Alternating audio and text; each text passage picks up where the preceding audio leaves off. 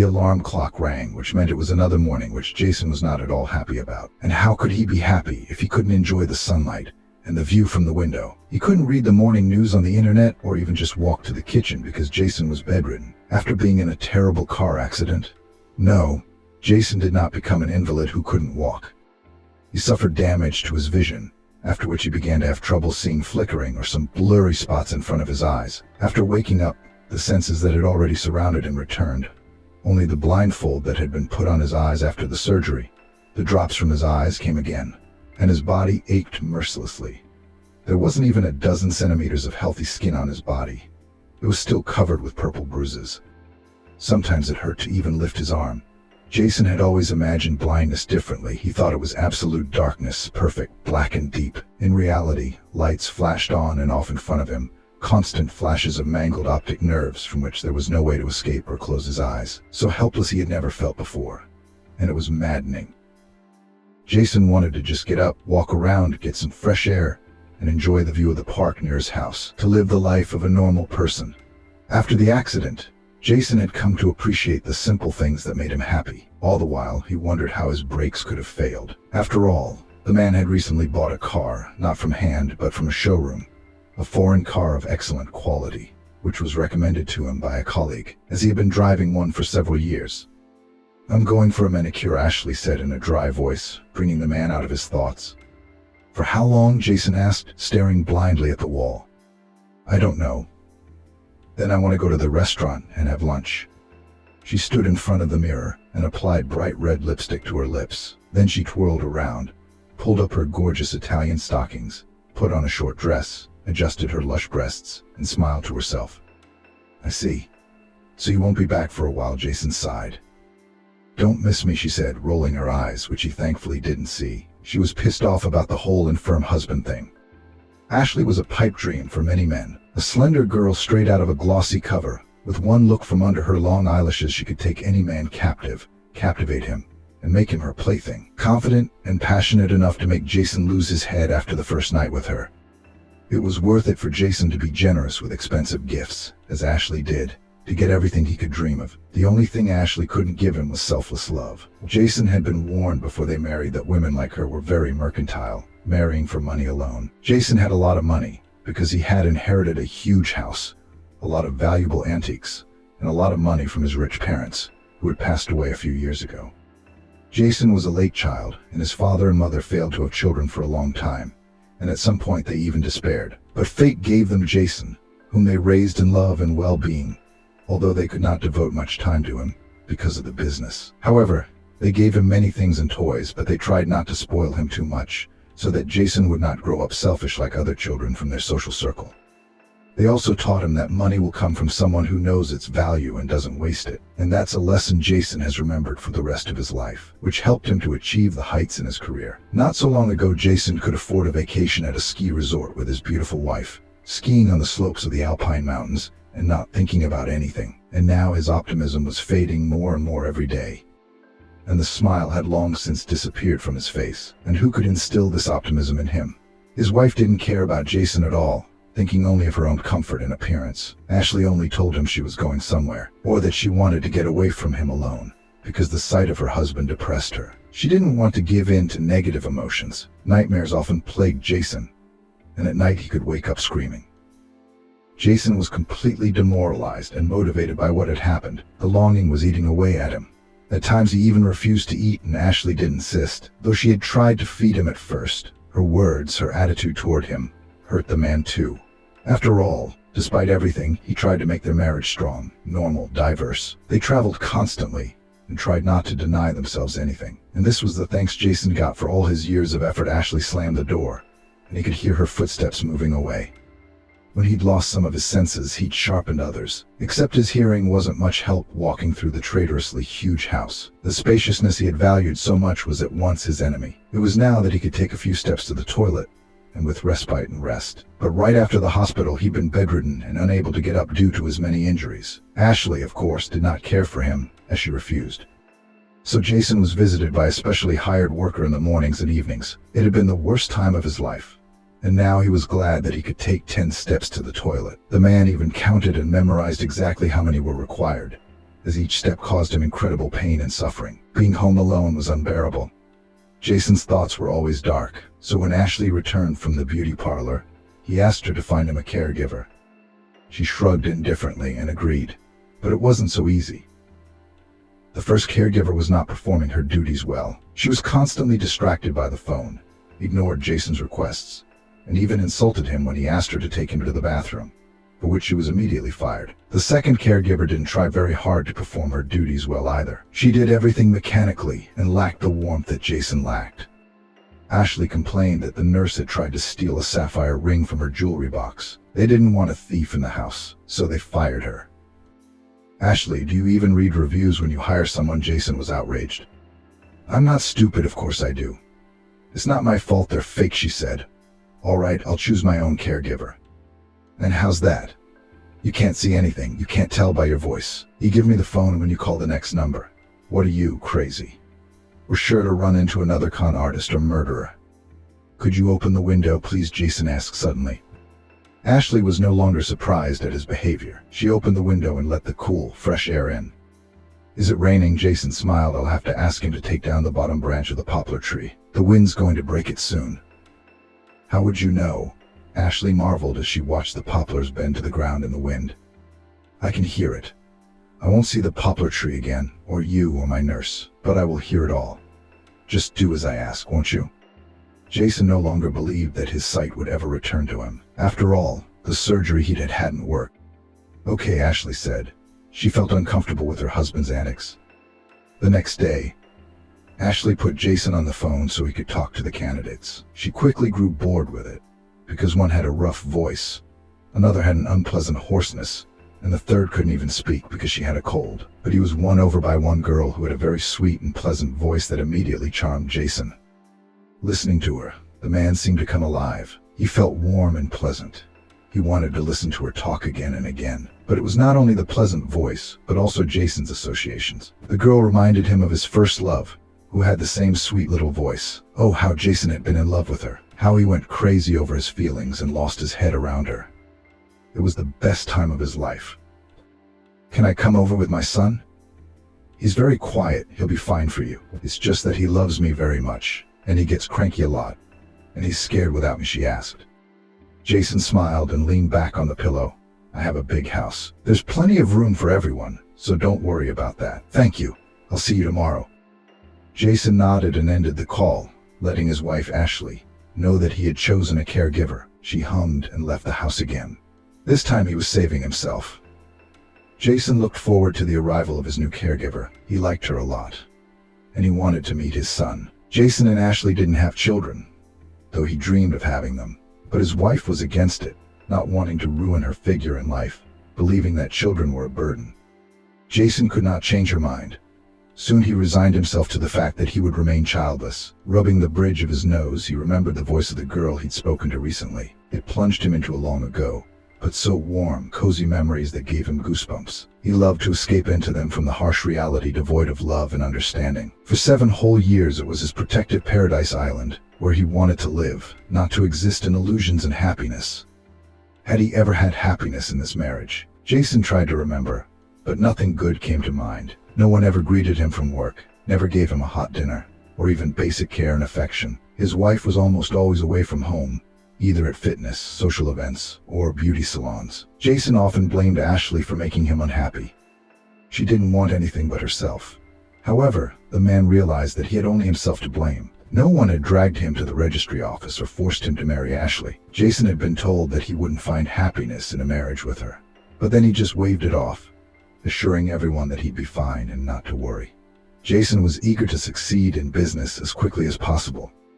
Going head over, he saw the goal and saw no obstacles. Money and power intoxicated the guy, because of which he broke up 7 years ago with his favorite girl, Emily, with whom he met only a few months. But then Jason did not suspect that these would be the happiest months of his life, which he would remember with warmth, and sometimes with tears.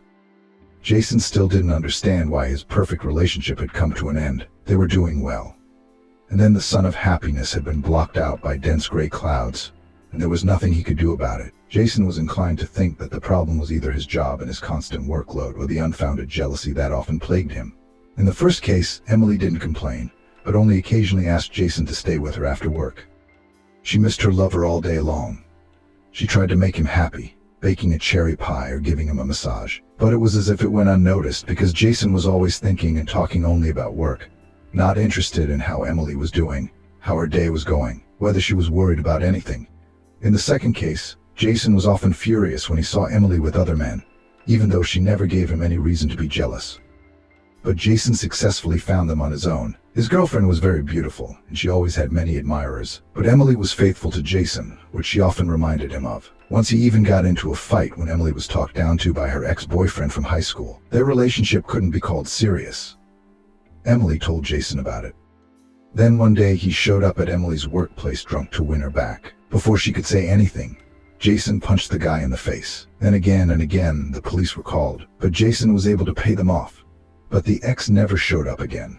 However, such behavior scared Emily insanely. There was another ridiculous incident at the store that made Jason angry. "I saw the way you looked at your acquaintance. You're only with me for the money." His words were like a slap in the face to Emily. "How can you say that? I love you for nothing." For nothing, she once again tried to convince Jason, but he had a hard time believing it, because in high school many girls were only interested in him because of money.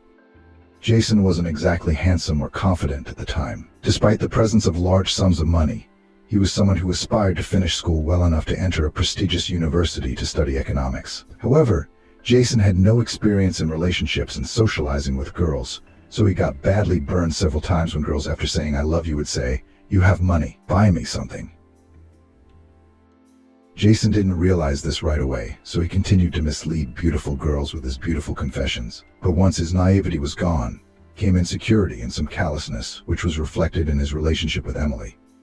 "If you really love me that much, you wouldn't be badgering me about my job or looking at other guys," Jason muttered. "I can't believe all of this," Emily said tearfully, wiping her temples. "I can't do this anymore. I'm leaving." "Well, there. I knew it. Probably leaving for that guy, just looking for an excuse to break up with me." Jason laughed in frustration. "Think whatever you want to think. If it makes you feel better to think I want someone else, then be my guest." That same evening, Emily packed her bags and left for Hicktown. Jason believed she would still come back, but she never did. His parents said it was even better, because they never liked Emily. They kept convincing their son that he needed another girl.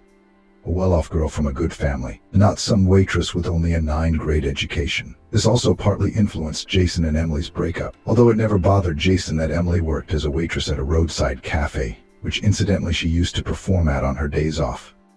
The thing was, she had a beautiful voice. Emily was a good singer.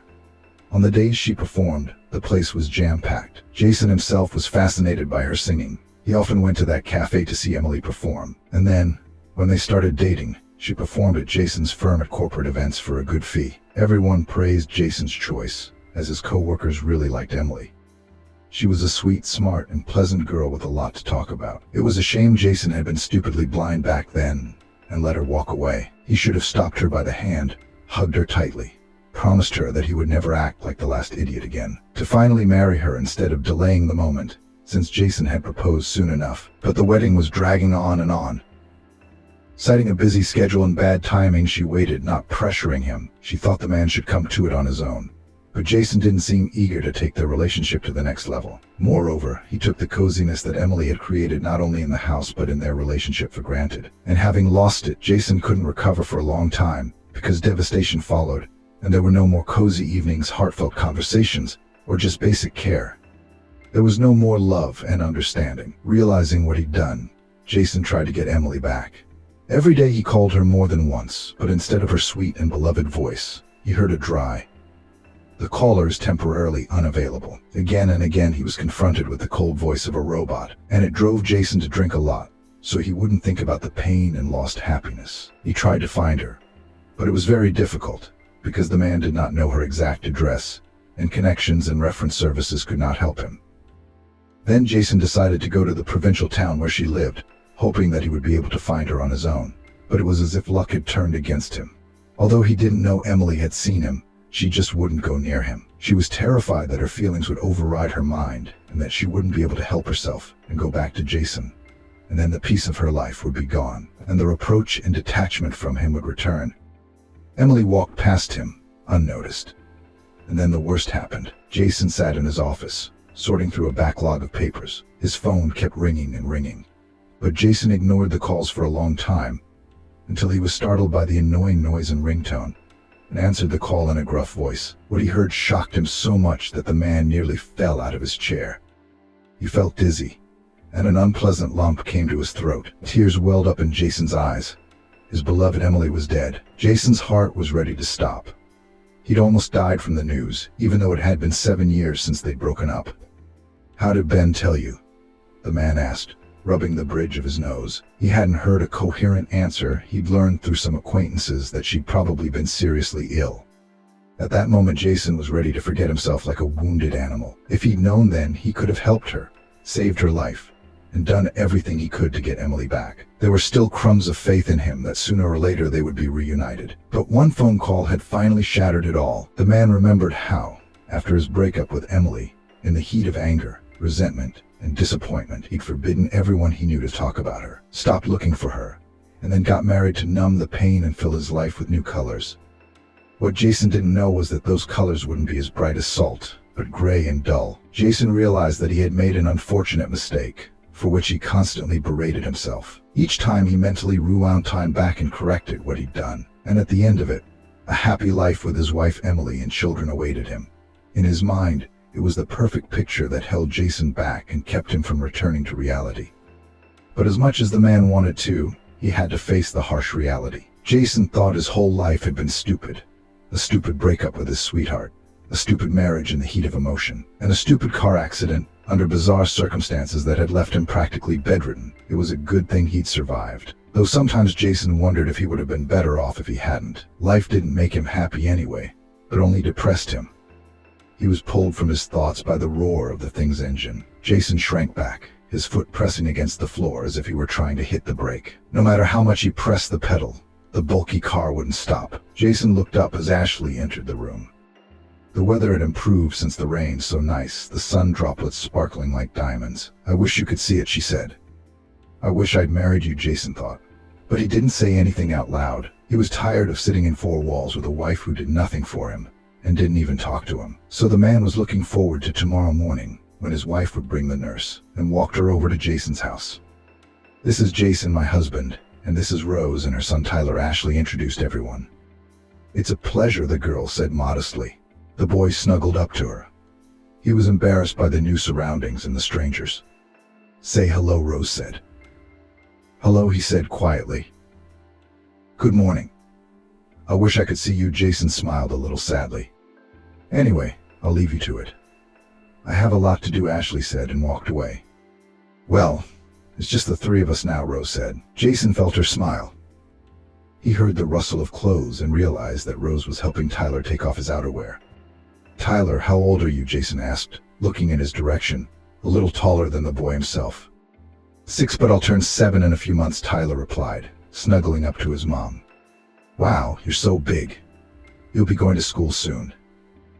"I'm not going," the boy replied. "What? Why not?" Jason was surprised. "Because they won't let me go to school," Tyler whispered to Rose, and glanced at Jason. She was embarrassed that the boy had been so nonchalant about his family's problems. Rose herself had always tried to keep things private and dealt with her own problems. "Are you having difficulties?" Jason asked. "No, I'm fine," Rose said shyly. Jason realized that the family did have some problems. He wanted her to share them. Not to help them, if he could, but to hear her soft, sweet voice. It created an inexplicable coziness around him, and it made him feel so warm, as if he were talking to Emily. She had a similar voice, almost the same. It made him feel a little uncomfortable. Jason was communicating with a wonderful girl who reminded him of his late lover. He was also overwhelmed by déjà vu. Rose seemed to reach out and touch his beloved. "Can you share everything with me?" Jason asked politely. "Maybe there's something I can help you with." "You don't have to.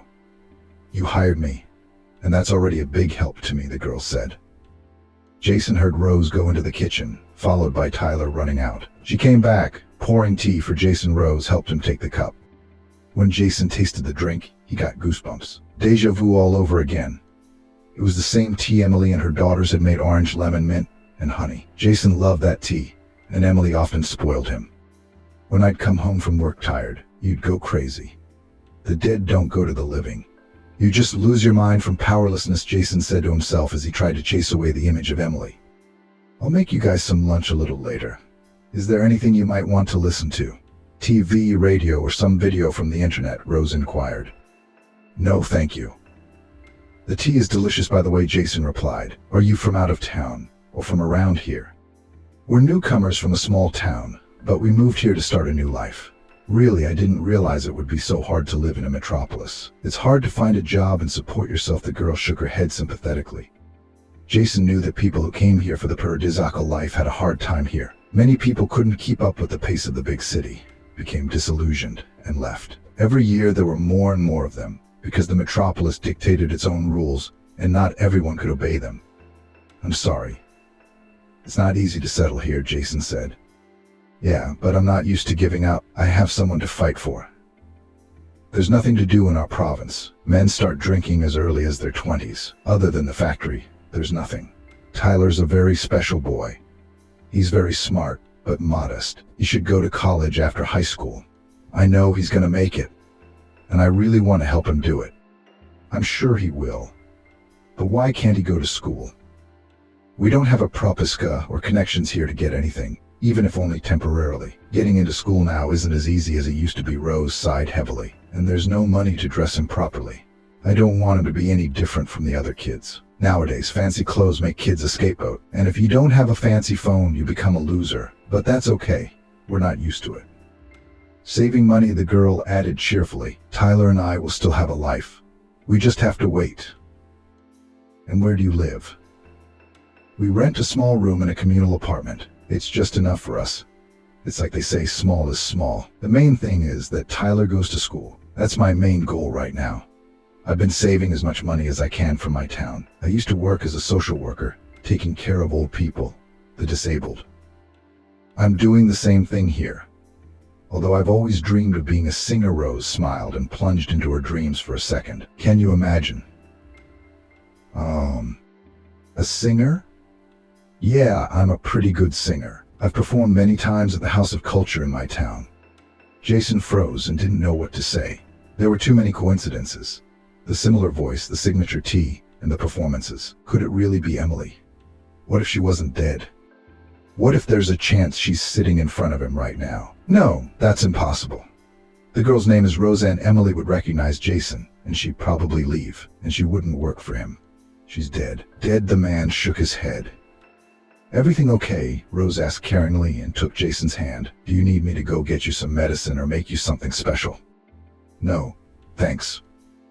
The man smiled genuinely, feeling a rush of warmth from Rose's concern. You know, I really want to help you and Tyler. You don't have to, the girl quipped and blushed. Tyler jokingly called her a tomato, causing her to blush even more. You don't say no to me. I've made a decision to help you. And it doesn't stand for any objections, Jason said seriously. But Rose didn't give up. I can't. Now, will you excuse me? Listen to me. Jason fumbled for her hand. I've done a lot of stupid things in my life, and I wasn't exactly a generous man. A lot of people wished I'd died in that accident. But I survived, and I can't do anything. I'm blind, and I can't even leave the house. But I can help you. Don't refuse me. Let me bring happiness to you at least. Or she couldn't refuse him. Whether out of politeness or embarrassment, or maybe she just believed him. He asked, No, I don't like soup. And anyway, I had dinner at a restaurant, Ashley said proudly. Ashley, could you be more polite? Jason frowned. I didn't say anything like that. Rose is our maid. I replied normally that I wasn't hungry. First of all, Rose is not a maid. Second, you will not be rude to my employees in my house. Do you understand? Otherwise, I'll have your bank card revoked, Jason warned her. He didn't look like a broken cripple who couldn't even walk to the bathroom. His desire to stand up for Emily gave him strength and grit. Ashley couldn't find anything to say, but it was obvious she was angry. It made Rose uncomfortable. She was afraid Ashley would fire her, and then she'd lose her only income. I almost forgot, Jason smiled. I suspect that the room you're living in isn't the best of conditions. It's not nice, not human. You can stay here, in my house. There's plenty of room for everyone. Most of the rooms are empty anyway. Emily opened her mouth in shock, unable to say a word. Ashley, on the other hand, glared at her husband. He couldn't see it, but he could feel it. Except Jason didn't care whether Tyler liked it or not. They'd made his life more interesting and fun in just one day. If we could accept the clothes, what else did you buy them to wear? Ashley was outraged. Don't you think that's a little much? Why don't we do another charity event? I think, Jason replied dryly, that it's my money, my house, and I can use it however I want. Jason, really, you shouldn't. Yes, you should.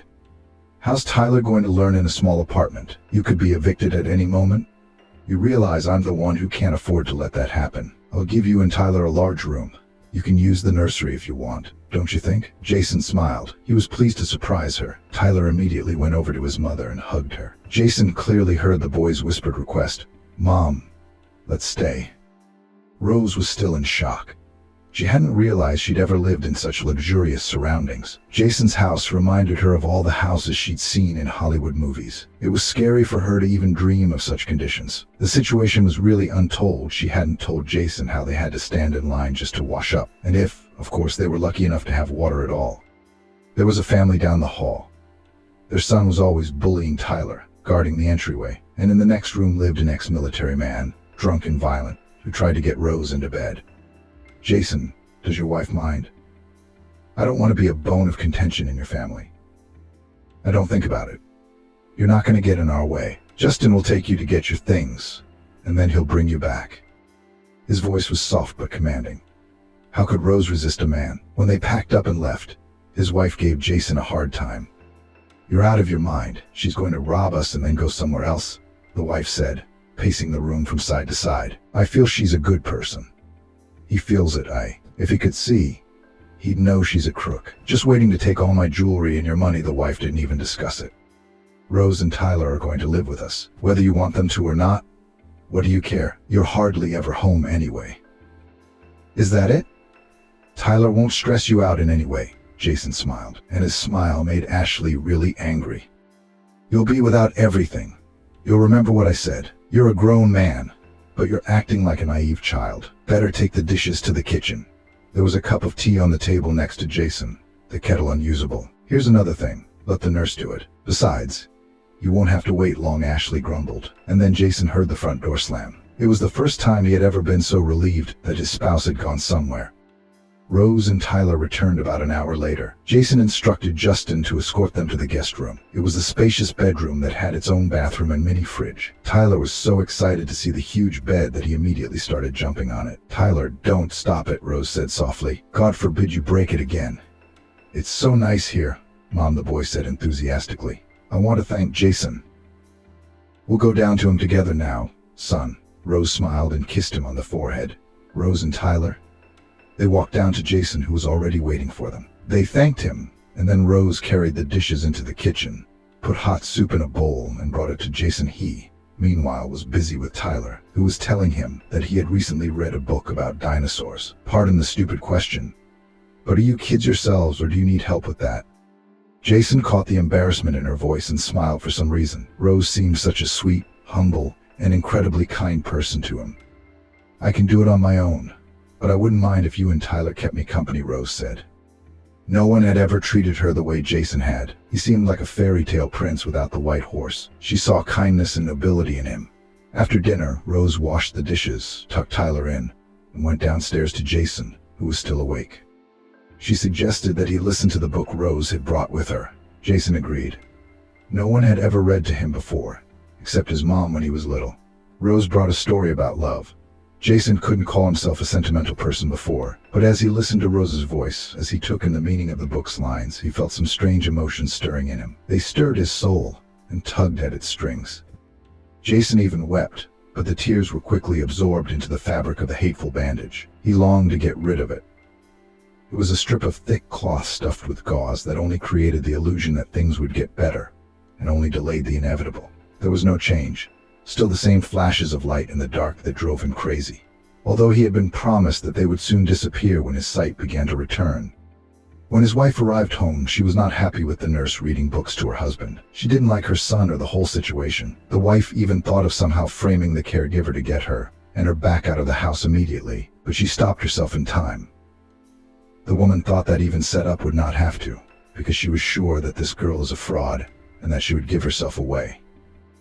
But Rose did not even think about taking something foreign. She spent all her time focusing on Jason and Tyler. She tutored Tyler, getting him ready for school, and she took good care of Jason, cooking delicious meals, helping him get dressed and out on the balcony so he could get some fresh air. She read him books and downloaded their audio versions so he wouldn't be bored. But most of all, Jason loved talking to her. She talked about her life without going into too much detail, as if she were afraid or ashamed of her past, or maybe she just didn't think it was necessary to go into it in such detail.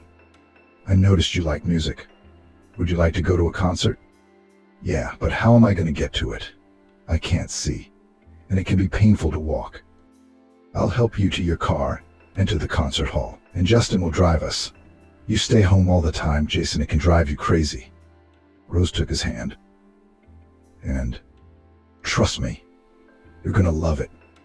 Jason couldn't say no to Rose. He had grown attached to the nurse, and that affection was helping Jason to regain his will to live. Whereas a few days ago he'd wanted to die, now it was as if he'd taken a breath of fresh air, which was good for him. Rose noticed it too.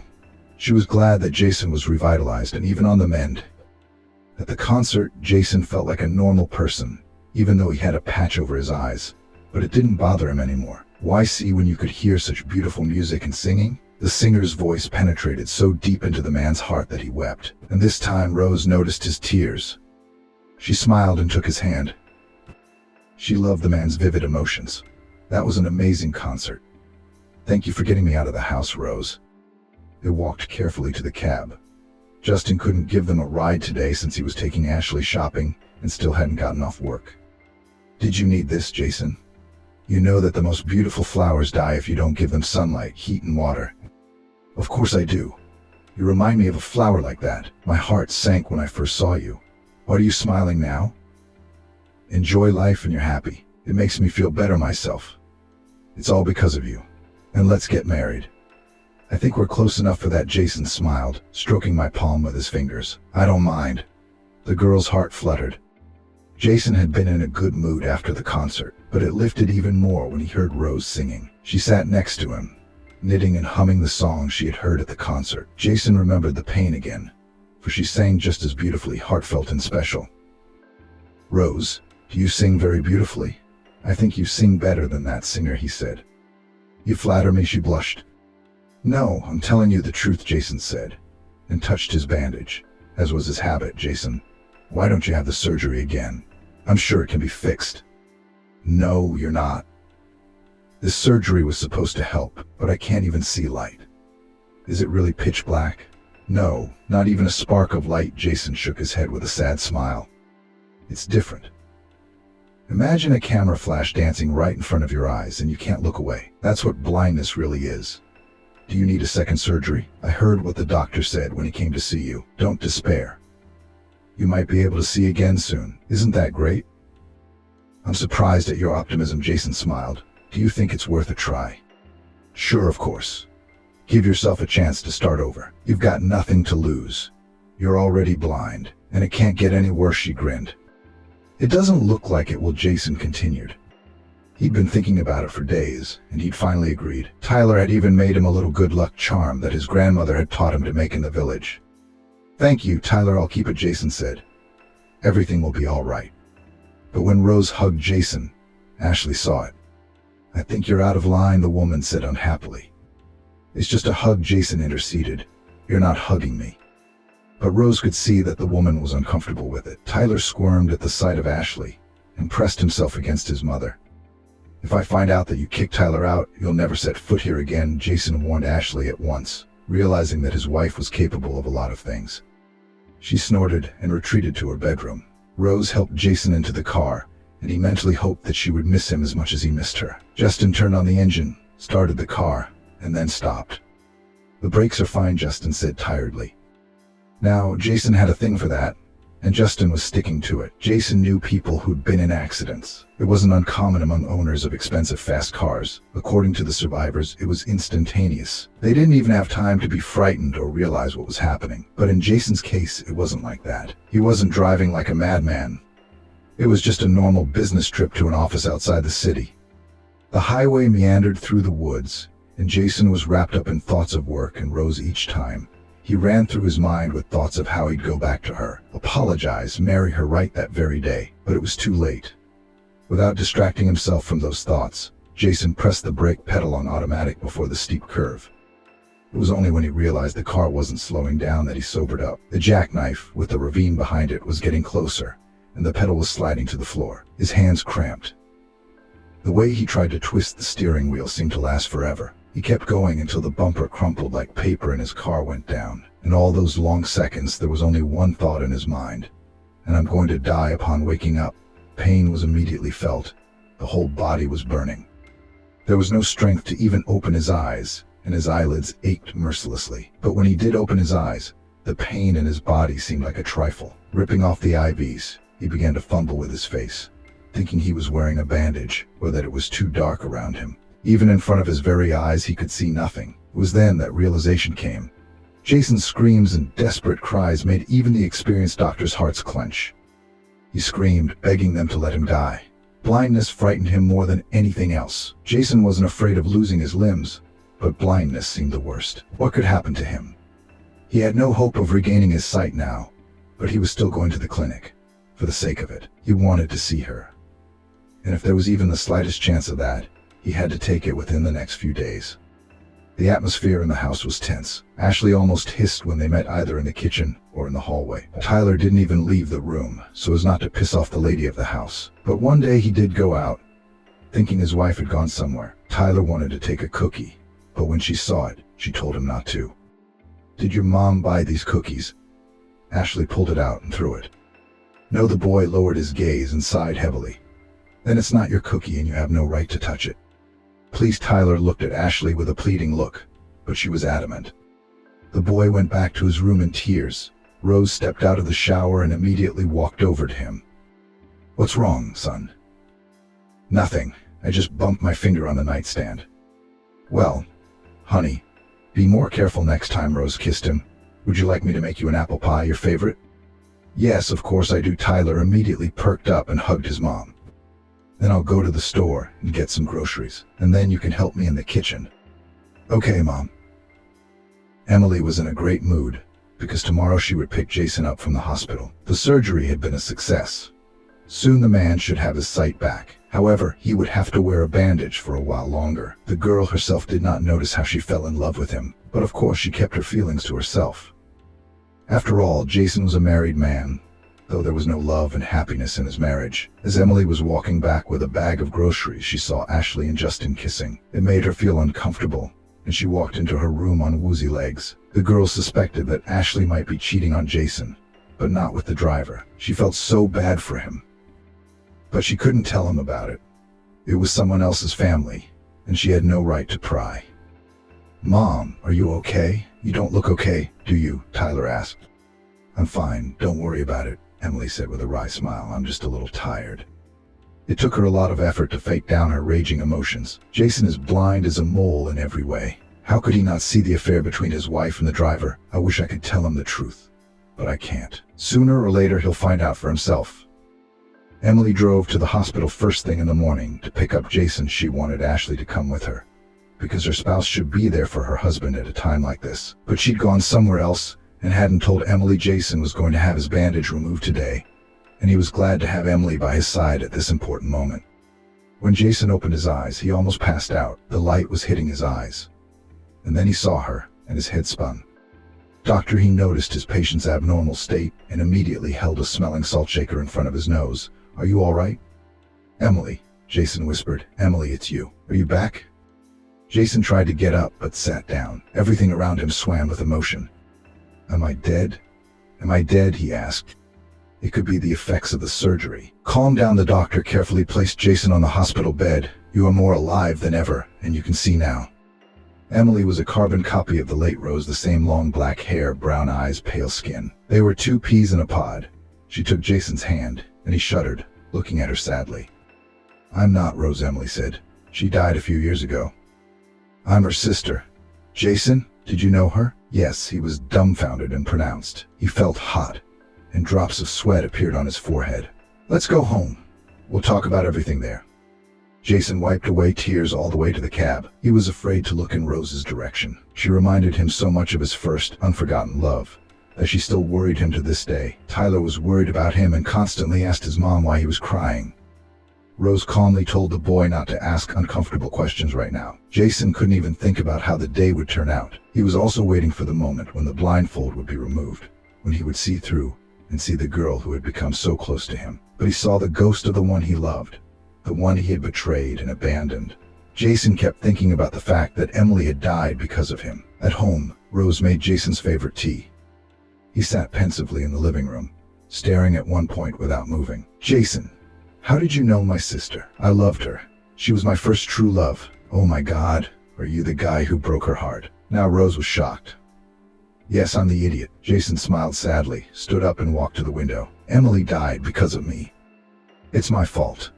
He had waited so long for the day he could see, and now his dream had come true. Jason saw trees in front of him, a well-kept yard, sunshine, and a clear sky, but he didn't feel any joy. He was overcome with uncontrollable excitement, his heart pounding like a frenzy, his body in nervous waves. He hadn't expected or been prepared to see an exact replica of Emily in front of him. Is that why their voices are identical? I didn't know Emily had a twin. I didn't know anything about you. Emily never talked about you, and you never talked about me. In fact, we barely spoke to each other our whole lives until she moved back to the city from here. She was broken and depressed. Wouldn't say your name, but she said you weren't a bad person, but you were too dry and insecure. And that's what led to the breakup. Yes, it was my fault we broke up. I still can't forgive myself for that. Emily was the perfect girl for me, and I was blind, even with good eyesight. Jason grinned. I learned of her death not too long ago. She had cancer.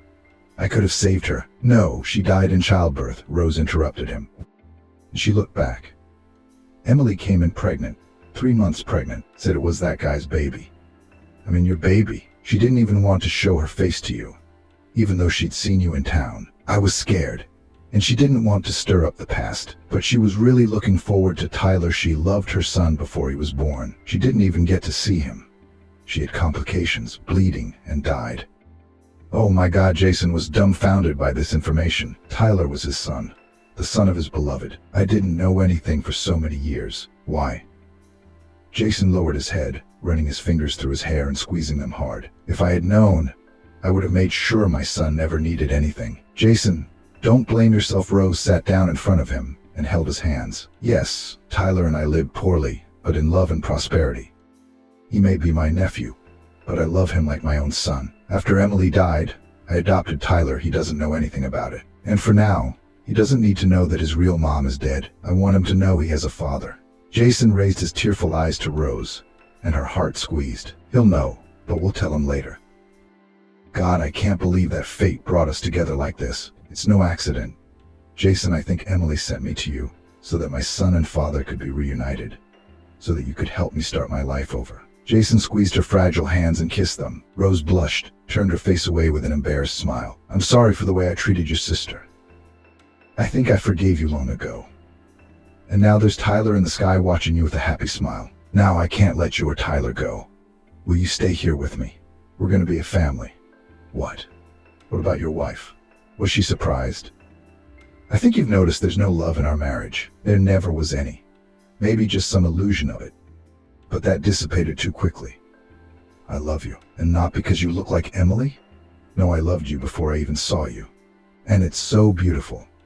My feelings revitalized me. I felt happy again, the warmth I'd missed for so long. Jason kissed Rose, and Ashley came into the living room.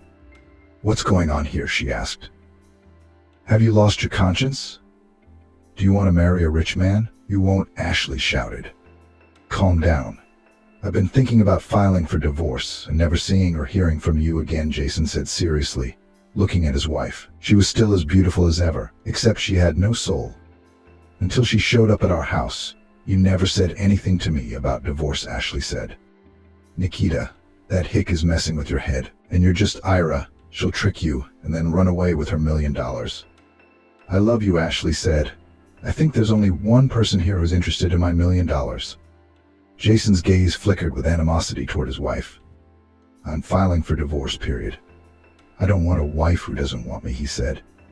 What a freak, Ashley shrieked. Yes, I wasted the best years of my life on you. In the heat of emotion, she grabbed a candlestick from the table and wanted to hit her husband, who was weak from the surgery. But Rose intercepted her hand. I don't touch him, she said, taking the candlestick. You have sins of your own. What are you talking about? Ashley asked. I saw you kissing the driver. Are you having an affair with him? What? You're out of your mind. I would never cheat on my husband. Ashley justified herself, but she could tell she was lying. I know it was you and him that caused the accident, that you messed up the brakes. I couldn't sleep tonight, and I witnessed your conversation. You were planning another assassination attempt on Jason, and the motive is simple: money and love. Jason was preventing you from seeing Justin freely, and if he died, you would have your freedom and all of his assets as his wife. Ashley tried to say something, but all thoughts were out of her head. Rose turned pale. She hustled toward Jason, not knowing how to clear her name. Jason clenched his fists, but Rose calmed him down by putting a hand on his shoulder. How could you think of an old woman having a baby? Ashley, a blonde girl of 13, stood on the porch of the school and watched as her friend Emily, who was in the same class as her, talked to her older brother. Ashley dreamed now of being in her classmate's shoes and having a conversation with the guy. The girl had fallen in love with her friend's brother Jason last year, and she didn't even realize how it happened. Ashley just woke up one day with thoughts of this teenager, and after that she thought about the guy all the time. As soon as the girl realized that she had fallen in love, she started giving signs of attention to the high schooler. She planted unsigned love notes, but soon she, as a secret admirer, was exposed, and ridicule from Jason's buddy followed. Ashley felt strongly about it at the time. However, her mother Mary, who knew about her daughter's crush, told her to keep her mind off the guy. You're still young, and it's far away. You're not in love, just a crush. As time passes, you'll laugh at your own crush. But a year had passed and Ashley was still in love with Jason. And now she was standing there watching Emily's friend talking to her brother. Ashley, watching the conversation between the two, dreamed about how her lover would come to her and confess his feelings to her. The girl noticed her friend and her brother heading towards her. Ashley felt a slight shiver go down her spine. She tried to pull herself together. In the meantime, the pair approached her, and Jason said with a good-natured smile, "Hey you need to grow up a little." And then, looking back at the older kids, maybe you're expecting those words from me, but my sister has already told me that you are withering from unrequited love. Ashley, hearing those words, shuddered involuntarily, as if from a blow. The girl looked at her friend reproachfully, and then she turned and ran away. At the moment, she didn't care that she was acting like a cranky little girl. Ashley was annoyed by her lover's words. She was also hurt that her friend was secretly talking to her brother about her. Ashley ran and heard Emily asking her to stop and talk. However, the girl was not responding to her mate's cries. Ashley wanted to run home now, lock herself in her room, and let the tears flow, which soon happened. When the girl calmed down, she made a vow to herself that she would not talk to her friend again, and she also promised herself that she would tear her love for Jason out of her heart and would not look in his direction again. And when Mary's mother came home from work, Ashley pronounced to her, "I don't hang out with Emily anymore. So if she comes over, just tell her I'm not here." What'd you get? It's no big deal. You'll make up in a couple days. By the way, what was the fight about? What was it about? It's a long conversation. Emily's a traitor. That's a pretty big thing to say. You can't make such serious accusations against a man, especially since Emily is your friend. Why don't you tell me what happened? Mary said affectionately and sat down next to her daughter. Ashley looked at her mother carefully, then excitedly told her what had happened. The woman listened to her daughter, and then she patted her head and said softly, "Your friend cares about you. She wanted to do you a good favor." Emily thought that talking to her brother about you might help draw the boy's attention to you. But what her friend didn't realize was that you can't command the heart. If Jason doesn't care about you, there's nothing you can do about it. Mary paused for a moment. Then, with a sad sigh, she said, "You surprised me, daughter. I thought you weren't thinking about Jason anymore. You're getting a little secretive. Or is it my own fault that I don't notice anything but work?"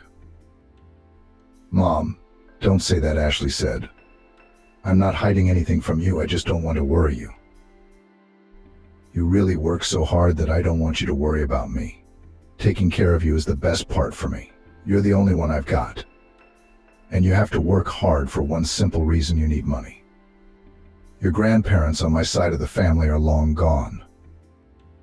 Your father divorced me 2 years ago and forgot about the obligation to pay child support.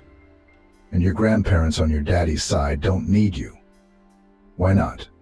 You see, daughter, in some families it happens that parents have 2 children and one child becomes the favorite. That's what happened in your daddy's family.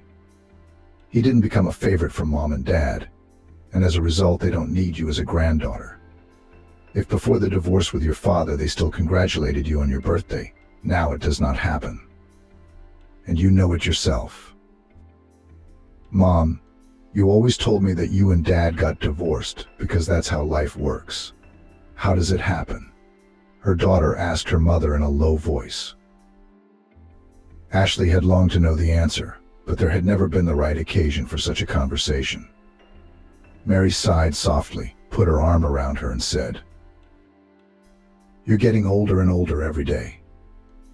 And I don't even notice it. Well, I'll answer your question.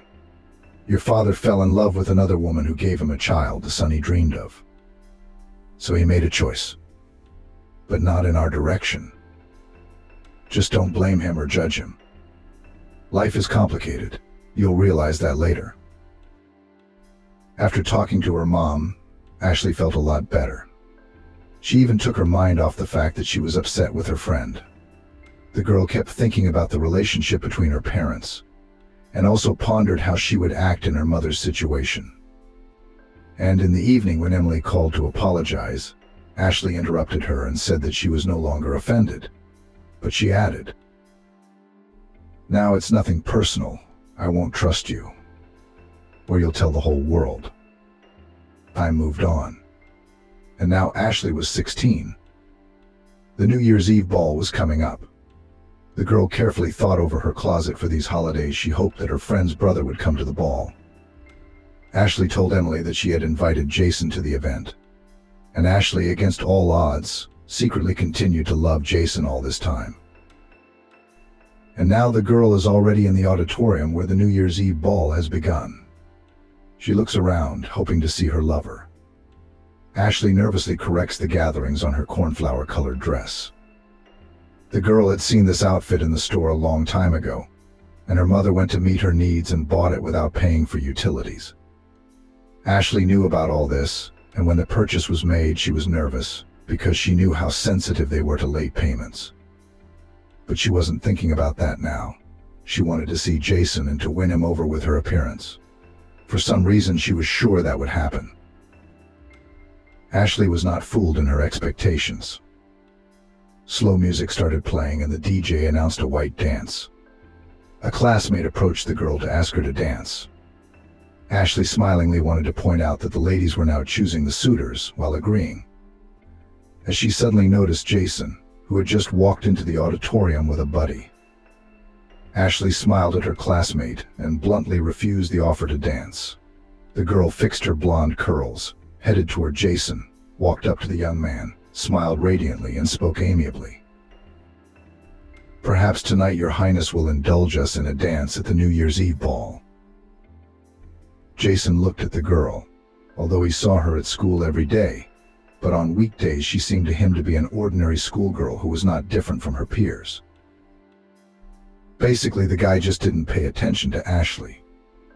But at that moment she stood in front of him, as if she were a chic woman who had stepped off the cover of a fashion magazine. Jason looked at Ashley and couldn't understand how in one day she could transform herself so much. He couldn't help but voice his thoughts aloud. You're like a fairy tale, from an ugly duckling to a beautiful swan. I can't believe I'm standing in front of Ashley, the same Ashley who's been bugging me for years with her crushes.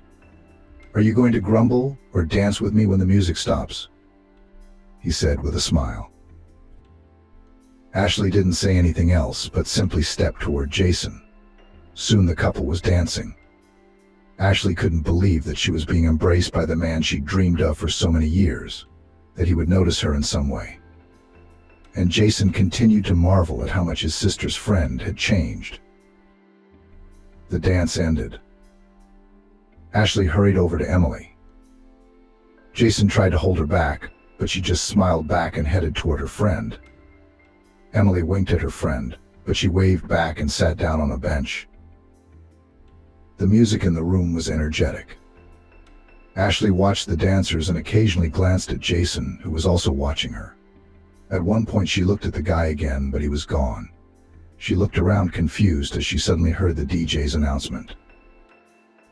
This beautiful tune one man dedicates to a beautiful girl named Ashley and asks her to dance. Before Ashley realized what was being said, Jason appeared in front of her and held out his hand. Jason offered to dance again, and soon the couple was dancing to a beautiful melody. They danced together more than once that night, and when the New Year's Eve ball was over, Jason volunteered to walk them home. The couple walked down the snowy road holding hands. At first they were silent, unable to find the right words. But when they reached the girl's house, Jason suddenly turned Ashley toward him and said quietly, "Will you be my girlfriend?" Ashley laughed, then showed her boyfriend her tongue and hurried toward the house. Jason frowned. "I don't see what's so funny. I'm serious." After he said that, the girl stopped and then walked leisurely back toward Jason. Once next to him, she looked into his eyes and whispered, "Do you know how much I want to tell you right now? How long have I waited for you to notice me? I've endured your friends' taunts, your condescending attitude toward me, as if I were a juvenile who couldn't be taken seriously. And now you're just offering to be your girlfriend. How do I know tomorrow it won't be another joke to amuse my friends?" "Ashley, what are you talking about? Yeah, there was a time when I made fun of you, but this is serious. I really want you to be my girlfriend, and I promise that no one will hurt you now." Ashley smiled, waved, and headed home. Jason didn't stop her. Once inside, the girl was greeted by Mary's mother, who saw who was seeing her daughter off. Mary asked how the ball had gone, but all she heard in response was, "Fine." The woman came over and hugged her daughter gently, but Ashley suddenly snuggled into her shoulder and cried. Mary held her tighter against her, and when she calmed down a little, she said softly, "Jason's been paying attention to you. And you don't believe him? Or is there another reason you're crying? For you, Jason was like conquering a summit. Ashley was going for it. And this is the finale. What's he got going for him? Mammoth, what are you saying? I really love Jason. What finale?" Ashley shouted indignantly and broke free from her mother's embrace. It was at that moment that the mother realized that her daughter had actually fallen in love with the guy. The woman only softly mouthed in response, "That's how you know what the feeling is. Look, just don't lose your head." The next day, Jason met Ashley after school, and then walked her home. And from that day on, the two began to see each other differently. They tried to meet at every spare moment to be together. A month later, Jason confessed his love for the girl. Time passed, and Jason graduated from high school, after which he was soon drafted into the army. Ashley knew perfectly well that the lover initially wants to serve, wait until he turns 18, and after that to sign. The girl was not against the decision of the chosen one. Especially the decision of the guy pleased Jason's parents and Ashley's mother, who wanted the young people not to hurry with a trip to the registry office. Jason served and returned home. He enrolled in college and Ashley was in the 11th grade. Young people continued to meet and dreamed that soon they would become a married couple. which soon happened. As soon as the girl graduated from high school and she turned 18, the couple legalized the relationship. Ashley enrolled in college at the commodity manager. The newlyweds moved in with Mary. The woman insisted on it. Life itself slowly flowed further. Initially graduated from the school Jason, who got a job immediately on specialty. Afterward, Ashley received a specialty. She, too, got a job. Now the young woman dreamed that they had a child. But several years passed, and she could not get pregnant. Ashley became anxious about it. She was examined, as well as her husband, and soon Ashley received the verdict that she and her husband had different Rh factors, and it would be difficult to conceive a child. The doctor also added, in your case, getting pregnant under this circumstance will not be easy. I can add that the probability of conceiving a baby is equated to 20% out of 100. However, you can do IVF. That is my advice to you. Ashley was dumbfounded by the doctor's news, but she didn't lose hope and offered her husband to do the required procedure. The young woman piously believed that her spouse would agree to it. But Jason took the proposal of his wife in the bayonet. The man responded by saying everything should be like a normal married couple, without the intervention of any newfangled procedures. Ashley had a hard time with her spouse's answer, but she didn't want to contradict it. She still hoped that the doctors might have made a mistake. The young woman had even enrolled in medical school by correspondence. Ashley now wanted to become a midwife to figure out for herself why she could not get pregnant from her loved one. However, due to the fact that the lady could not conceive a child, scandals began to occur in the family. Jason, if initially veiledly accused his wife that she could not have children, then soon began to openly accuse the chosen one that she was empty. All the excuses of Ashley, who said that she could not get pregnant not only because of her fault, were reduced to zero. Jason blamed only his wife. Soon the man began to stay late at work. Ashley was worried, nervous. She did not want to lose her favorite person. However, family life imperceptibly shipwrecked, and one day Jason came home and began to pack his things. Ashley watched her husband in silence at first, and then she mumbled, "What are you doing? Can't you see? I'm leaving you. I have a woman. I'm sorry, she's expecting a baby. You have to realize we're not right for each other. It happens. I'm sorry. But we've only been together 4 years. Other couples have been together for decades and they don't have kids. And then a baby is born. Maybe you're right. But there's one thing. There's another woman expecting a baby from me, and she doesn't have to wait 10 years to get pregnant. Ashley and Jason should get a divorce, as each of them would be better off with a separate life. I'm sorry, but I have to explain to you the simple truth when you yourself understand everything perfectly well," the woman replied quietly, realizing that it was pointless to hold her husband back. He had made up his mind. Ashley looked sadly at her spouse after these words and left the house. She didn't want to see the man she loved packing his things to leave for good, which soon happened. A month passed after Jason left his wife. During that time, he came to Ashley's house only once to pick up the rest of his belongings and to tell her that he had filed for divorce. Ashley took it calmly, realizing that nothing could be changed. She only wished her ex-husband a happy farewell. Time passed. 3 years passed after the divorce. During this time, Ashley graduated from medical school, got a job in a hospital.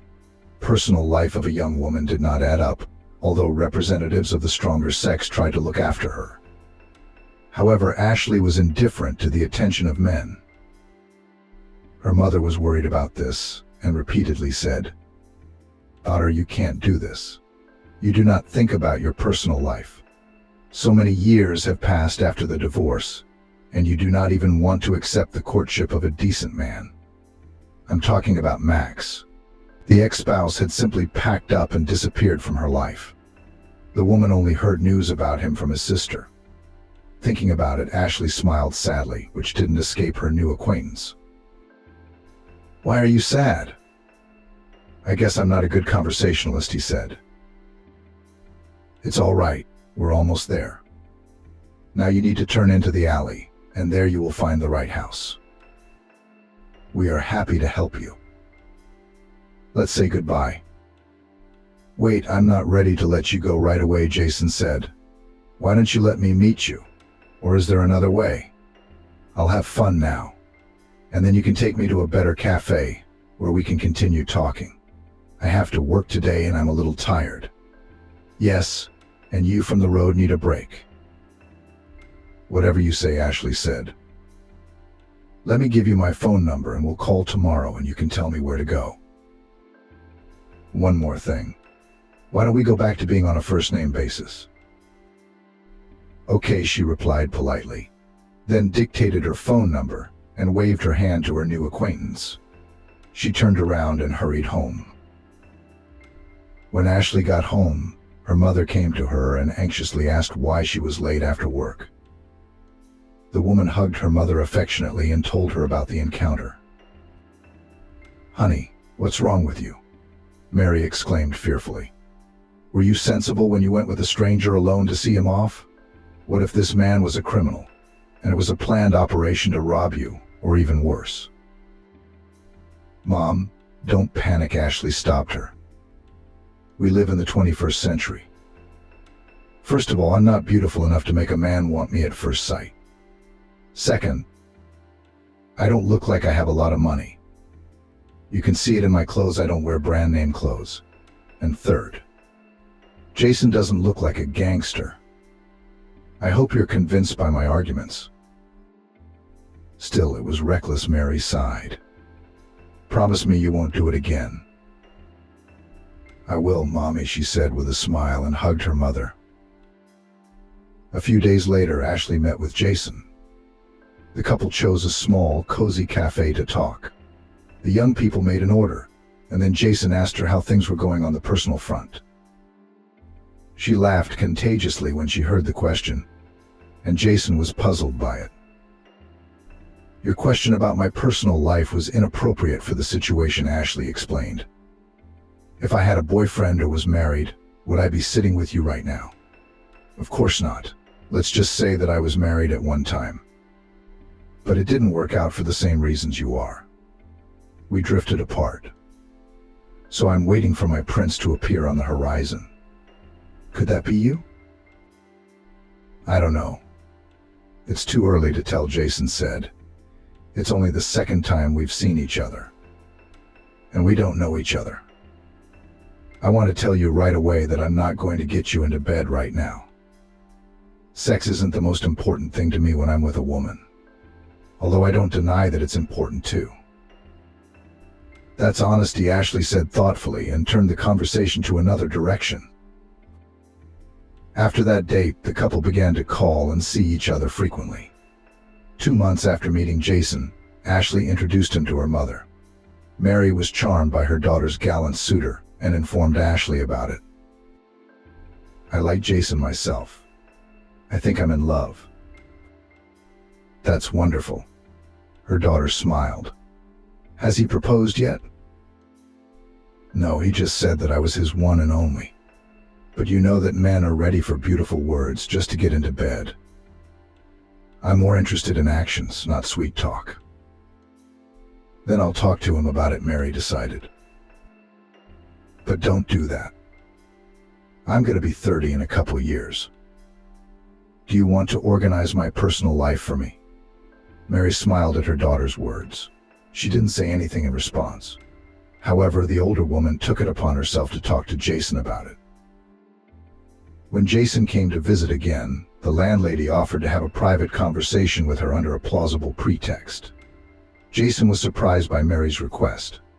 Soon the older woman and the man were sitting in the kitchen while Ashley ran to the store at that moment. Mary had specifically asked her daughter to go get the hammer so she could be alone with Jason. And as soon as Ashley closed the door behind her, the lady of the house asked, "Man, are you going to live your life as a guest? I mean, do you intend to marry your daughter? Are you just going to take me on like that?" Jason replied, bewildered, not expecting a conversation on the subject. In the meantime, Mary asked tricky questions that were directed in one direction only when Jason would propose. Jason's answers were slurred. Then he rose abruptly from his chair and said firmly, "I love your daughter, but can she and I decide when we should marry? I respect you, but I just didn't want to be told what to do and when to do it." "Jason, I'm not interfering with your relationship. It's just that you're not seeing the basics. You don't see Ashley changing from the unknown. I get the impression that your daughter is beginning to doubt your feelings for her." "Are you serious?" Jason asked, puzzled. "I couldn't be more serious." "You talk to her about marriage, and then you'll understand," she said with a sad smile. A few days passed after that conversation. Mary was glowing in the kitchen. She knew that today her daughter should come with her boyfriend after work. The older woman cooked pilaf that day and pondered how much longer it would take Jason to propose. The landlady had set a table in the hall. She didn't like to huddle in the kitchen when guests came over. At the moment, Jason was still a guest to her, since he was not a groom. Mary put the plates on the table as she heard the front door open. The woman hurried into the hallway, where she saw her daughter entering with Jason. The man politely greeted the lady of the house, and then handed a bouquet of scarlet roses with the words, "I have proposed to Ashley and she has agreed to be my other half. Now it's up to you. We want to hear you say your blessing." "Who else among us is taking the bait?" said the old woman with a grin in response. She winked conspiratorially at the man, which embarrassed him, for he remembered that he had recently addressed that word to the lady of the house. Meanwhile, Mary smiled cordially and said, "Of course I bless you. You young people have pleased me today. I hope that soon I will hear the guests shouting bitter." "You won't hear that, because we will quietly sign without any celebration. We're not 18 years old enough to have a big party," Ashley said quietly, glancing at the groom as if to suggest that he agree with her. Jason did. Soon the marriage took place. Jason came to live with his wife. Ashley was happy that she had found her happiness as a woman because she truly loved Jason. Her husband reciprocated. Mary, looking at the newlyweds, only wished them long happiness and health. Imperceptibly after the wedding, 2 years flew by. The couple occasionally had a few misunderstandings between them, but it concerned all everyday things, something Ashley didn't have time to do around the house or Jason. And at such times the couple expressed their discontent with each other. But such spats were settled the same day, and the couple went to bed reconciled. Ashley was satisfied with everything in her life except one thing: she couldn't get pregnant. Every day she called herself an outcast more and more often. One day, coming home after her shift, she walked into her bedroom, threw herself on the bed, and burst into bitter tears. Her mother came to the crying and sat down next to her daughter. The elderly woman guessed the cause of her tears. She stroked her daughter's head affectionately and said quietly, "Why are you getting upset? Don't cry, my girl. Apparently it's not yet your time to be a mom." "What are you talking about? What time is it? I'm already 30. Soon I won't even know what pregnancy is. I know labor is when a baby is born. But what if my husband comes a year from now and tells me he has a woman expecting a child with him? I've been there before. What do you say to that, Mom?" "First of all, calm down. Don't think about your ex-husband. He probably didn't love you enough to look outside of you. And as for Jason, he's not that kind of man. Jason loves you. I can see the way he looks at you and would do anything to make you happy with him. If he's willing to do anything, why not get checked out by the doctors? I've told him that more than once, and Jason just looks at me with sadness," Ashley tearfully told her mother. "He looks that way because it's impossible to talk to you about this topic. Jason actually wants to get a checkup. There's nothing wrong with his health. But he's not talking about it for one reason only. Jason's worried that you're stressing yourself out about not being pregnant. That's your reason. Think about it. Why is your husband keeping quiet about the checkup?" Ashley stopped crying after her mother's words and thought for a moment. She was silent for a while, thinking about what she had heard, and then she turned to her mother, suddenly buried her face in her chest and said quietly, "You can't imagine how bitter I feel now. I thought I was suffering alone, but it turns out that you are also worried about me. And also, Mom, it's getting harder for me to go to work every day. Let's take today's case, for example. We had a young girl admitted a few days ago. She just turned 18. She gave birth to a boy today. And now she's giving up her son because her boyfriend doesn't want children. You know how jealous I am. You can't even imagine. She's lucky enough to be a mom, even in a situation where her boyfriend doesn't want kids. I'd have a baby if I were her. I'd give the guy my resignation." That's what I told her today, but she told me to stay out of her personal life. Daughter, don't try that girl's situation on yourself. You have your life, she has hers. Now try to just calm down or Jason will come over and worry about you. Okay, thanks for the support. I needed it, her daughter said quietly. Life slowly moved on. It had been 3 years since Ashley's wedding. The woman no longer hoped that she would ever become a mother, but she still had that hope in her heart. However, Ashley did not say it out loud. On the contrary, she told her husband more and more often that their family was incomplete. These statements only caused Jason more heartache, for he knew how much she dreamed of having children. When the conversation about the family being incomplete, Jason couldn't stand it and angrily asked his wife to shut up. Ashley, hearing her husband's tone, was frightened, because in such a way her husband had never allowed her to talk to him like that. When Ashley's first shock passed, the woman said, "All this is because I can't give you an heir. Stop it, please. That's not what I'm tired of. It's that you're making an issue out of the wrong place. I understand that you dream of having a child, as every woman does. But why do you keep talking about it? We've only been living for 3 years, which means we have to wait a while longer." Before the husband could finish his sentence, he was angrily interrupted by his wife. "Shut up. My first husband said the same thing to me." And what happened in the end? He found a woman who bore him a son. He didn't cheat while he was still married, all because I couldn't get pregnant. And that was the only reason I went to medical school, to become a midwife back in the day. To find out the real reason why I couldn't have children. Wait, but you told me that your divorce was because, as they say, you didn't get along. I lied. And now you know the truth and you can roll. I'm not holding you, Ashley yelled hysterically. She was about to throw their family picture at her husband as her mother Mary entered the room. Mary gave her daughter a stern look and then quietly asked Jason to leave. The man didn't object and complied with his mother-in-law's request. Once the older woman was alone with her daughter, she sat up to Ashley and spoke softly. "Aren't you ashamed of throwing a tantrum here? I understand that you're nervous, but what does this have to do with your husband? You're torturing yourself and him. Do you want that? Enjoy your life. You love each other, and you'll still have a daughter, take my word for it." "But when, Mom?" "I said she will, so she will. We just have to be patient." I've heard those words many times before. How long do I have to wait?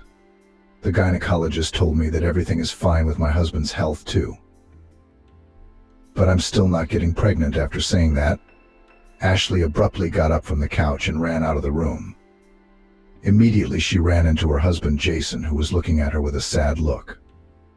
The woman walked briskly toward the exit. Jason wanted to follow, but his mother-in-law stopped him, saying, "Don't follow Ashley.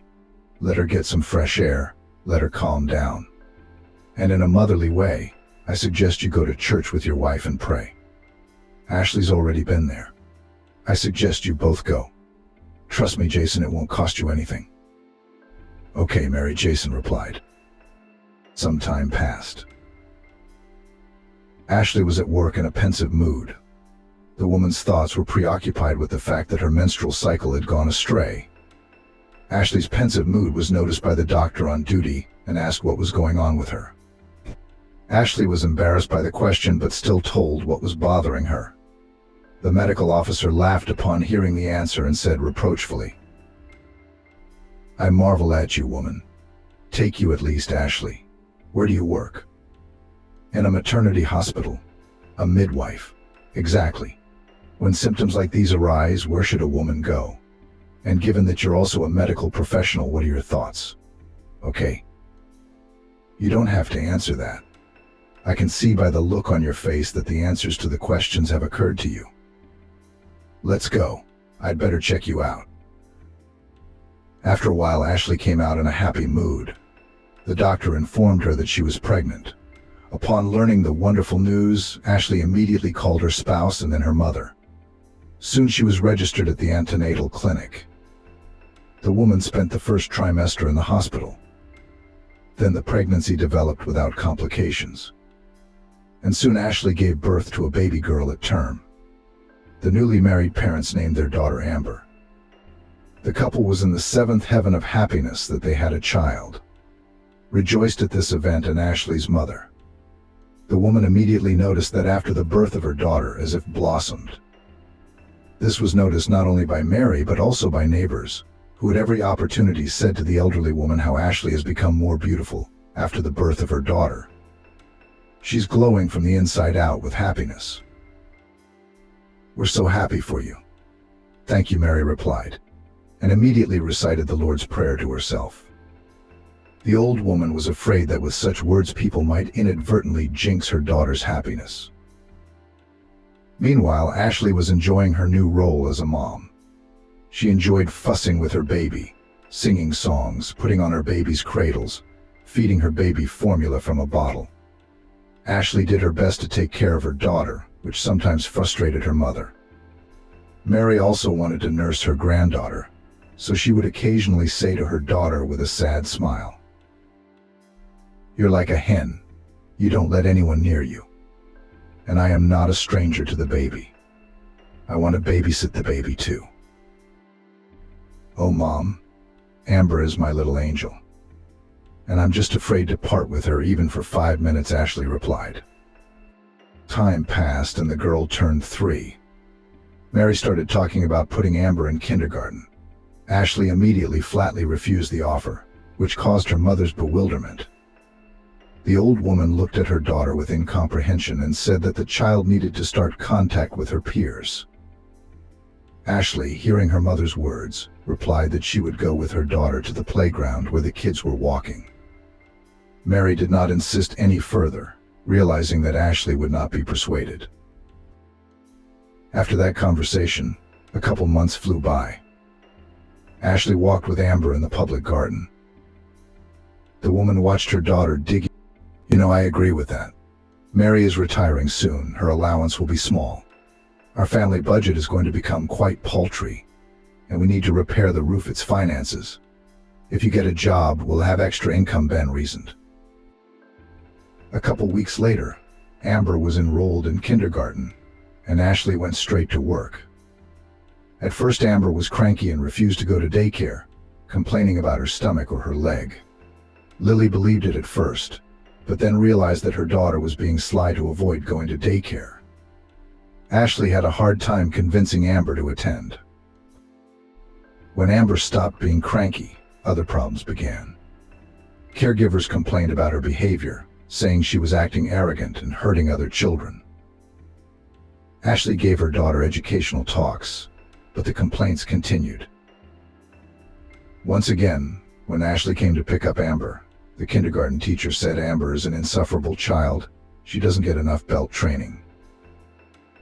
"What did you say? With a belt? Are you out of your mind? You have a teacher's education." Ashley was outraged. "How can you even mention the belt? I'm doing preventive counseling with my daughter at home. But you, too, should be helping me so that the girl adapts to her peers. Talk to the child and tell her that what she's doing is wrong. And if you and I do not find a common language, then I will have to appeal to your management." After this conversation between Ashley and the teacher, the complaints stopped, and after a while Amber was eager to go to kindergarten. Life slowly moved on.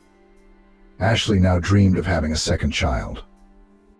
She wanted to give her husband an heir. However, time passed, and the woman could not get pregnant. One evening, Ashley talked to her mother and said that she dreamed of having a second child. Mary sighed sadly after her daughter's words and sadly said, "I'll let you in on a secret. Basically, Amber is your only child, and there won't be any others." Why is that?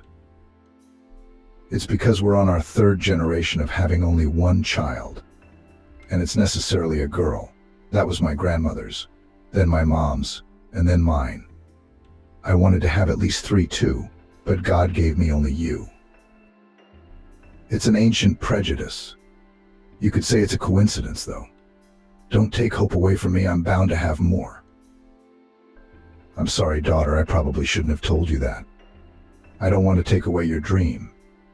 I just thought you should know about it. The older woman sighed heavily and actually regretted her words. Time moved on imperceptibly, and it was about to be her 6th birthday when suddenly Mary felt sick. The woman was washing dishes in the kitchen when she felt a severe headache. The pensioner, writhing from the spasm, hurried to the kitchen cabinet, which stored medicines. However, the woman did not have time to get a pill, as she lost consciousness. Ashley discovered Mary when she returned from daycare with her daughter. The woman, seeing her mother lying on the floor, cried out desperately and rushed to her mom. Amber, hearing her mom scream, cried frightened. Meanwhile, Ashley tried to bring the pensioner to her senses, but she was unsuccessful, and then she called an ambulance. Soon Mary was hospitalized. Ashley waited for the hospital with visits. She wanted to know what was wrong with her mother. When the woman went to the doctor once again, the doctor quietly said the cancer is brain cancer. I can't say anything else, as I am not a specialist in this case. I have other specifics. You need to get to a specialized clinic as soon as possible. How so? Whispered the woman, who couldn't believe what the medical professional had just told her. That same evening, Ashley told her spouse about everything. The couple began to consider where they could find a decent amount of money to travel to the regional city. Ben suggested taking out a loan, but his wife didn't refuse. Soon Mary was taken to the regional city by her daughter. The elderly woman lay for a while in the hospital, and then Ashley came for her, who hoped that everything was not so terrible. However, the doctor's words shocked her. Stage 4. So what's wrong with that? It's not like it's a verdict. People live at this stage. You told me you're a medical professional. It's not for me to tell you what stage 4 is. Yes, people live at that stage, but the only question is how long they live. There's one thing I don't understand about your situation. How could you, a medical professional, allow your mother to have such a neglected disease? Mom rarely complained of headaches, and if she did say she had a headache, she added that it was the magnetic storms. They affect her that way, Ashley replied, hiding her face in her palms and crying desperately. The doctor put his arm around the visitor and said, I understand your condition, but you should pull yourself together now, as you need to go to your mom. And I don't think Mary will be happy when she sees her daughter crying. Wait, shouldn't we go to the Capitol? The man in the white coat looked sadly at the lady, then shrugged his shoulders. And then the doctor went to the table, where there was a decanter, and poured water into a glass. And only after a few moments the visitor uttered, "Hope dies last." It's a folk saying. If it makes you feel better, go to Washington. They have better equipment there. But I'm not sure they'll give you a cure that'll get your mom back on her feet in no time. If I were you, personally, I would spend the money not to buy expensive drugs that won't help, but to make my mom's last days happy. Knew what she wanted, and would fight to fulfill mom's dream. And if mom asks to prolong her life, then how would you fulfill your mom's wish? Ashley asked in a low voice and looked at the doctor point blank. The man hummed uncertainly, and after a few seconds he said, "I'd buy regular vitamins at the drugstore and give them to my mom. But at the same time I would tell her that these vitamins prolong life. But you would not fulfill your mother's wishes, but only make an appearance. Sometimes the appearance is life-extending." Soon the lady picked up her mother from the hospital and came home with her. The woman told her husband about the conversation with the doctor, as well as the desire to go to Washington, to which the spouse replied, "Don't you think the doctor was right when he said that the capital is unlikely to help anymore?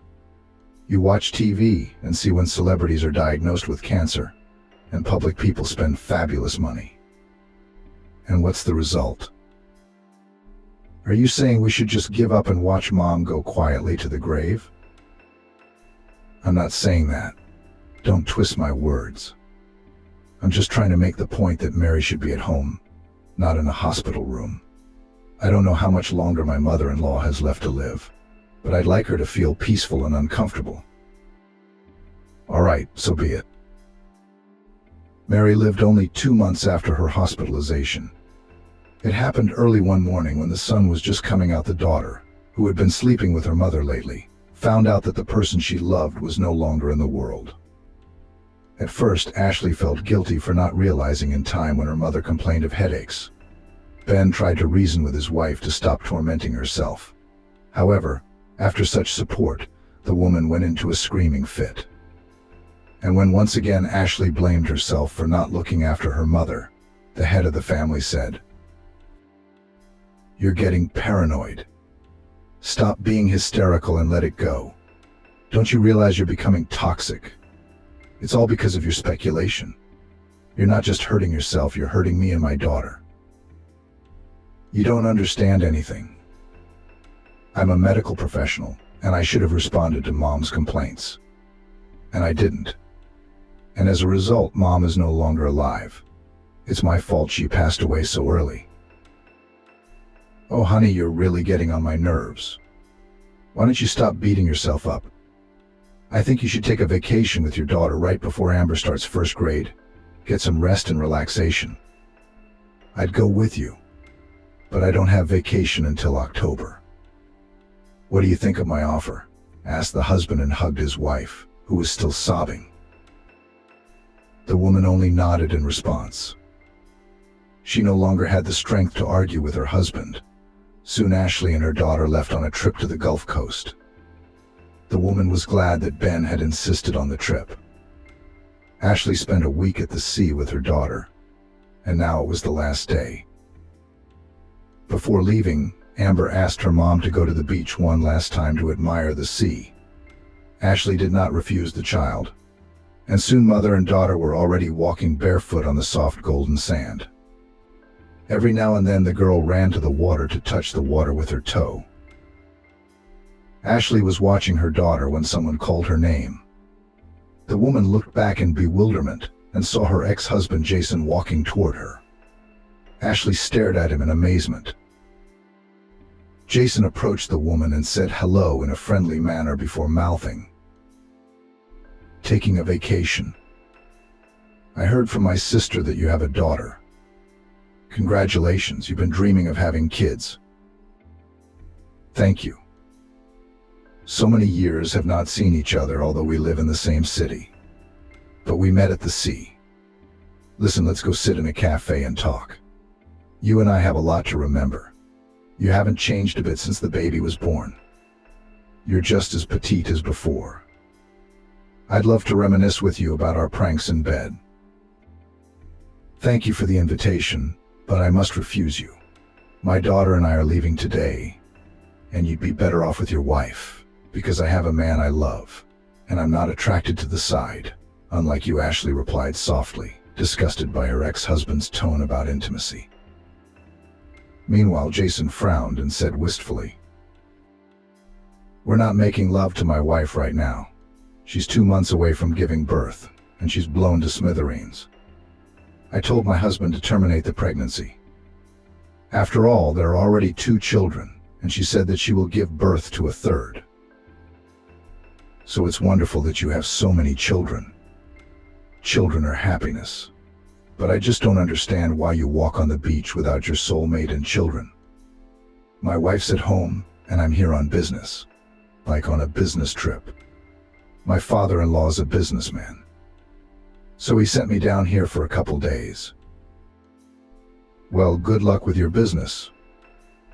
We should get going with our daughter, Ashley said quietly and beckoned her daughter over to her. The woman took the girl's hand and they headed towards the exit of the beach. Ashley walked at that moment and thought how lucky Jason's wife was to already have 2 children and to be carrying a baby under her heart at this time. Soon Ashley and her daughter arrived home. They were gushing over Ben about what a wonderful time they had. Amber took a handful of sand out of her backpack to make her daddy happy. Ashley laughed when she saw it. Her husband looked at his wife in bewilderment, but she was even more amused when she saw Ben's amazed face. When the first emotions from the sand had passed, Ashley explained the reason for her laughter. She told her husband that she had hidden something in her backpack the night before she left. Ashley hadn't thought much of it at the time, but as she put her daughter's backpack on her shoulders, she wondered why it was so heavy. Ben, still not realizing anything, looked into his daughter's backpack and immediately chuckled, and through a fit of laughter turned to his daughter. "You wanted so much to please Daddy that you stuffed the whole backpack with sand. That's a good girl to please your father. So you were sunbathing in the sun like me and Mom. And now you can fill a trough with water, pour sand on the ground next to it. And it's like you're having a vacation at the sea. It's great, isn't it? You're so good at it." "That's a wonderful idea. And Jackson Sunshine, Daddy will give you a kiss for being clever." Life moved on, and soon it was time to go to first grade. On the eve of that event, Ashley put her daughter to bed and headed into the hall to iron her white apron.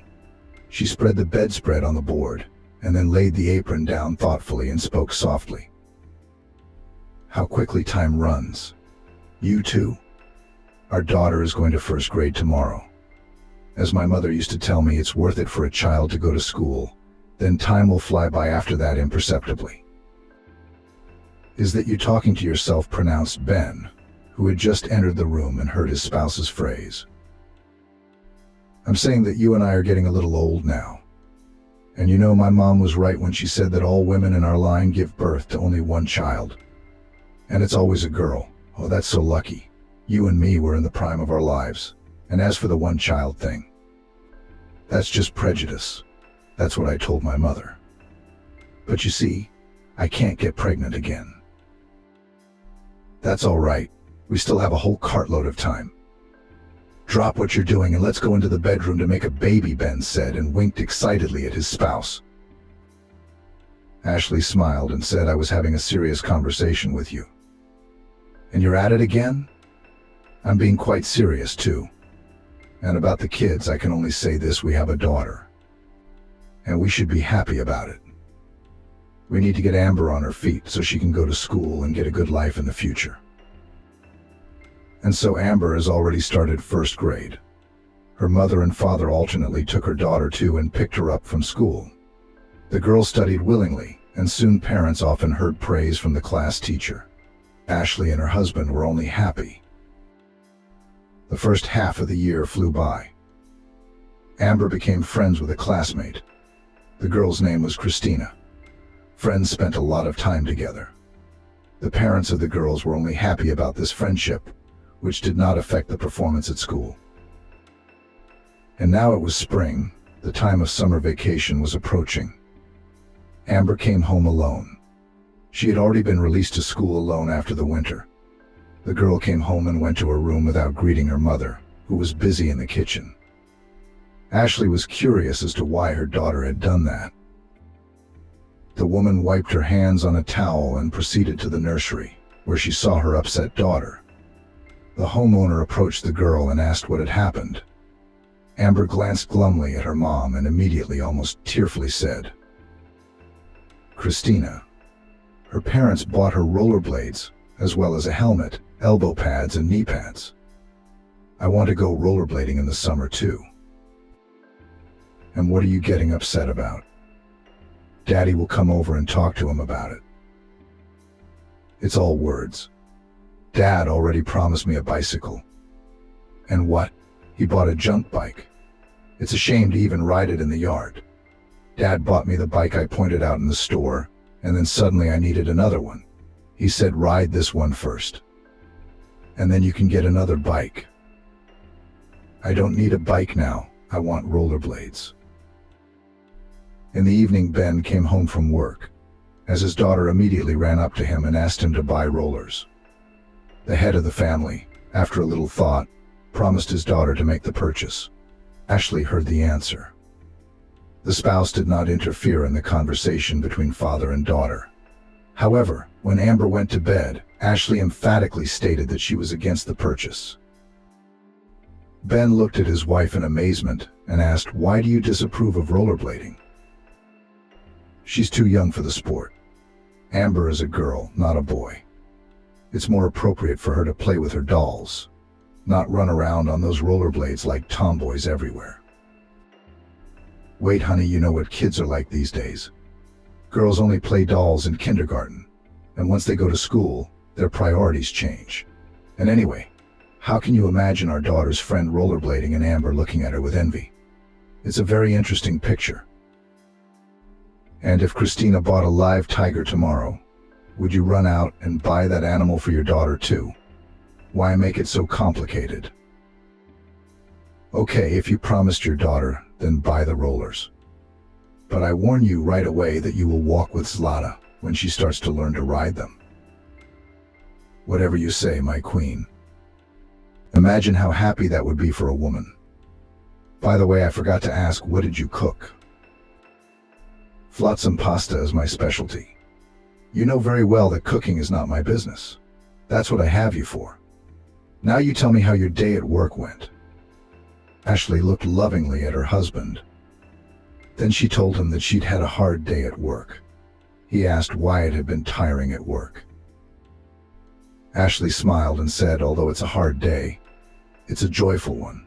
A woman gave birth to triplets today. Imagine. She's 38 years old and this is her first labor. You should have seen this woman in labor when she was given her first baby in her arms. That woman's eyes were full of happiness. That's the first time I've seen eyes like that in so many years. And the funniest thing is that when she was transferred from the labor room to the ward, she began to wonder how she would feed 3 babies because she had only 2 breasts. Our medical staff, everyone who was in the ward, just fell down laughing. They found something to laugh about. If I were a woman, I might be interested in that question too. Although, I admire our woman in labor because she gave birth at 38. And you've given up on the whole thing. We should do the same thing tonight, as soon as we put our daughter to bed. And maybe don't even hint to me that you had a hard day's work or a headache. You won't get away from me today," he said with a smile. "Let's go home then. Can't wait to taste your specialty," said the wife with a laugh and took her husband under her elbow. And so it was already the end of August. School was a few days away. Amber walked up to her mom and asked to go for a walk. Ashley had the day off today. She glanced out the window and then turned to her daughter. "It's okay to walk, but just no rollerblades." Amber frowned and immediately inquired, "Why no rollerblades?" "The weather's turning bad. It's supposed to rain. Maybe you and Christina can sit with us today and play on the laptop," Mom replied. So much for Mom's idea. There were only a few days left until school started, and then there would definitely be no time to go for a ride. "Mom, let me go. Christina and I will skate carefully, as always." "Mom, you're the best in the world. My favorite. You know I can't refuse you when you ask me to. Go on, take a walk," said the woman and kissed her daughter on the top of her head. As soon as the girl jumped out of the door, the woman felt a vague uneasiness in her soul. Ashley was about to run out after her daughter and call her home when her cell phone rang. The woman was distracted by the phone call and then went out into the yard. But her daughter was not there, of course. It had been about 2 hours since Amber had gone for a walk. Ashley still felt a heaviness in her soul. The woman dialed her daughter and asked how they were doing. Amber cheerfully replied that everything was fine and immediately disconnected the connection. Hearing her daughter's voice made Ashley feel a little calmer. Another hour passed before Amber left for her walk. Ashley started the laundry. She pulled out her daughter's terrycloth robe as there was a loud knock on the door. At the same time, the woman heard Christina crying. Ashley hurried to the door, and as soon as she opened it, she saw Christina's crying face. The landlady asked anxiously, "What happened?" "Amber was hit by a car," she said through her sobs. "I came straight to you." "What do you mean, hit by a car? What are you talking about? Where's Amber?" "They took her away in an ambulance," Christina said through sobs. Ashley sucked in air with her mouth and then asked the girl where it had happened. When she found out where the hit and run had happened, the woman rushed to the scene of the tragedy without changing her slippers. When she got there, she saw a small crowd of gawkers, as well as a cordon of the place on the stretch of road. The woman, pushing people, rushed to the place. As soon as she got there, she saw the chalked silhouette of a child on the pavement, as well as brown bloodstains. Not far away, Ashley spotted a helmet. The helmet belonged to her daughter, and at the same moment the woman lost consciousness. Ashley woke up in the hospital. Sitting next to her was her husband Ben, who was holding her hand. As soon as Ben saw that his wife came to her senses, he immediately jumped up and ran out into the hallway, where he loudly called a nurse. A girl in a white coat hurried into the room. She approached Ashley and asked how the woman was feeling. Ashley waved her hand and wanted to get up. Her husband wouldn't let her. Then the woman asked her spouse, "What about your daughter?" "She's alive. Amber's in the ICU. The doctors are fighting for her life. Help me up. I need to be near my daughter. My presence will help her." "You just had a heart attack, and you can't get up," Ben said quietly but firmly. He wanted to add something else, but at that moment the doctor entered the room and came up to Ashley and said, "Are you awake? That's great. You're going to be given an injection, and then try to sleep. I'm not going to be here. Let's get you the papers you need to sign to refuse hospitalization." "Ashley, do I really need to tell you as a medical professional what the consequences of refusing medical care are?"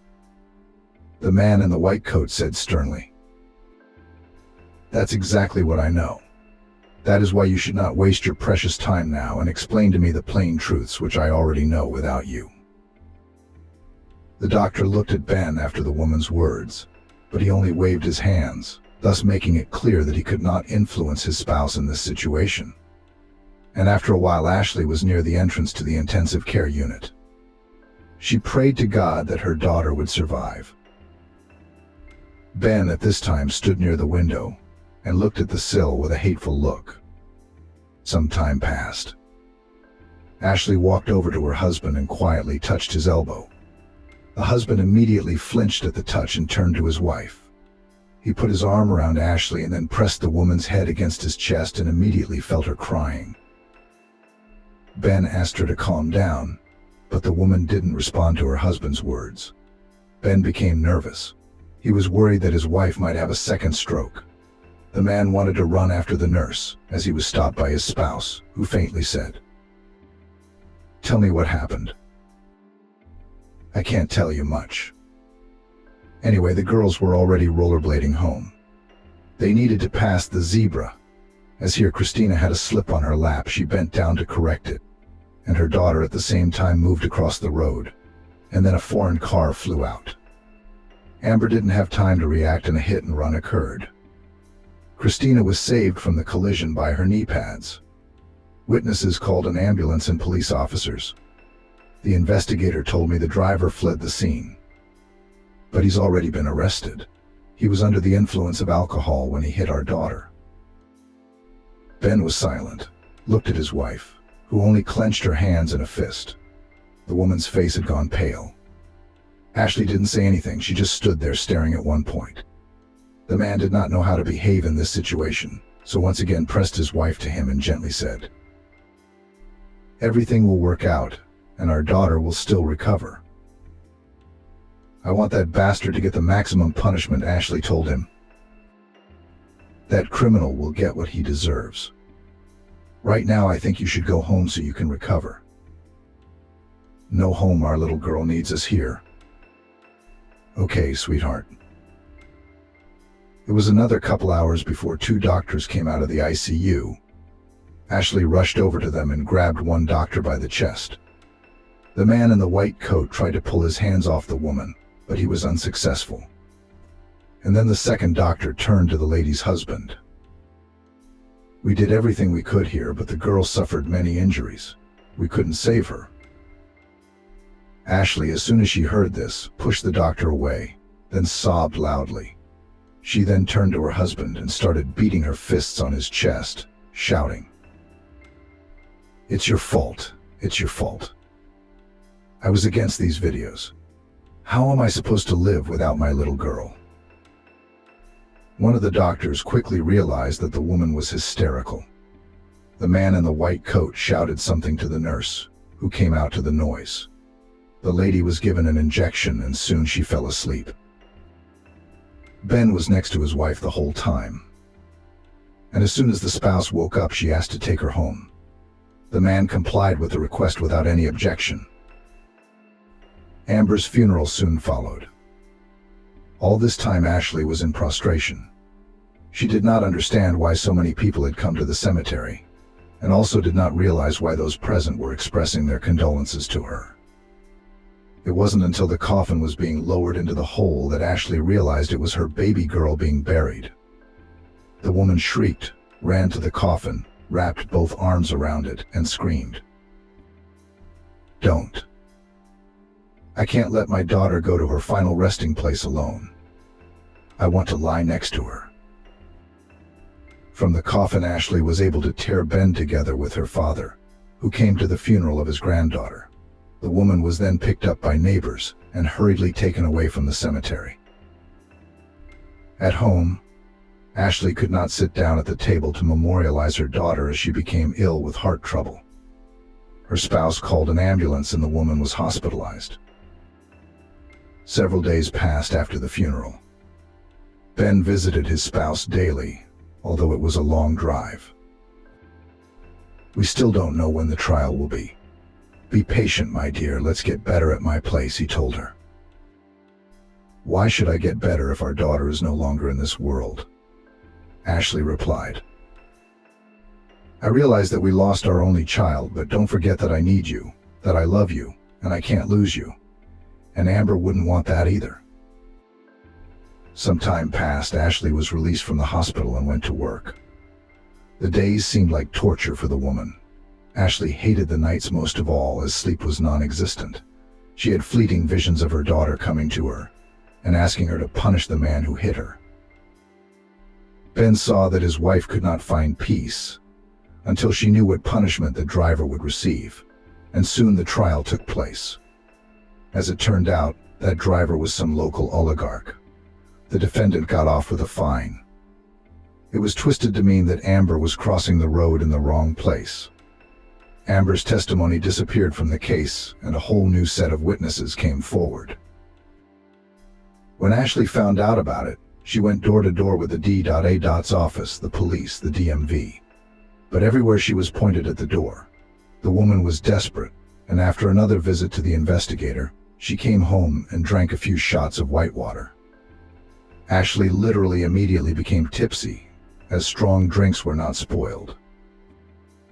When her husband came home from work, her wife said to him in an inebriated voice, "How can you live peacefully in this world when our daughter is gone because of your fault? First of all, you, my dove, are drunk. Let's talk about it tomorrow when you're sober. I want to tell you everything now. You're not really a man. The man who ruined my daughter is out there, and you didn't even lift a finger to avenge him. What can I do when money rules the world now? Don't you understand that? What do you think I should do?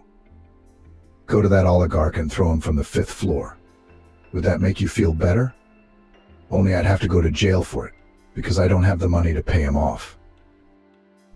I'd go and throw him from the 5th floor. Maybe then my daughter would stop coming to me at night.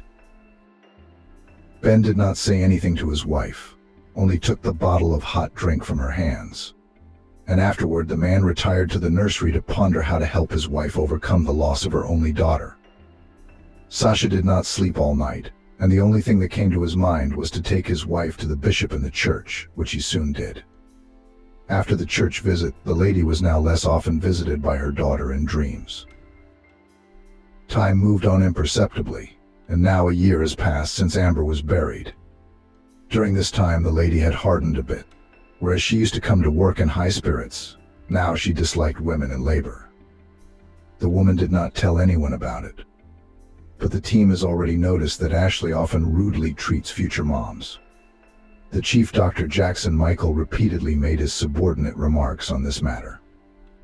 The woman promised to correct herself, but everything was repeated again.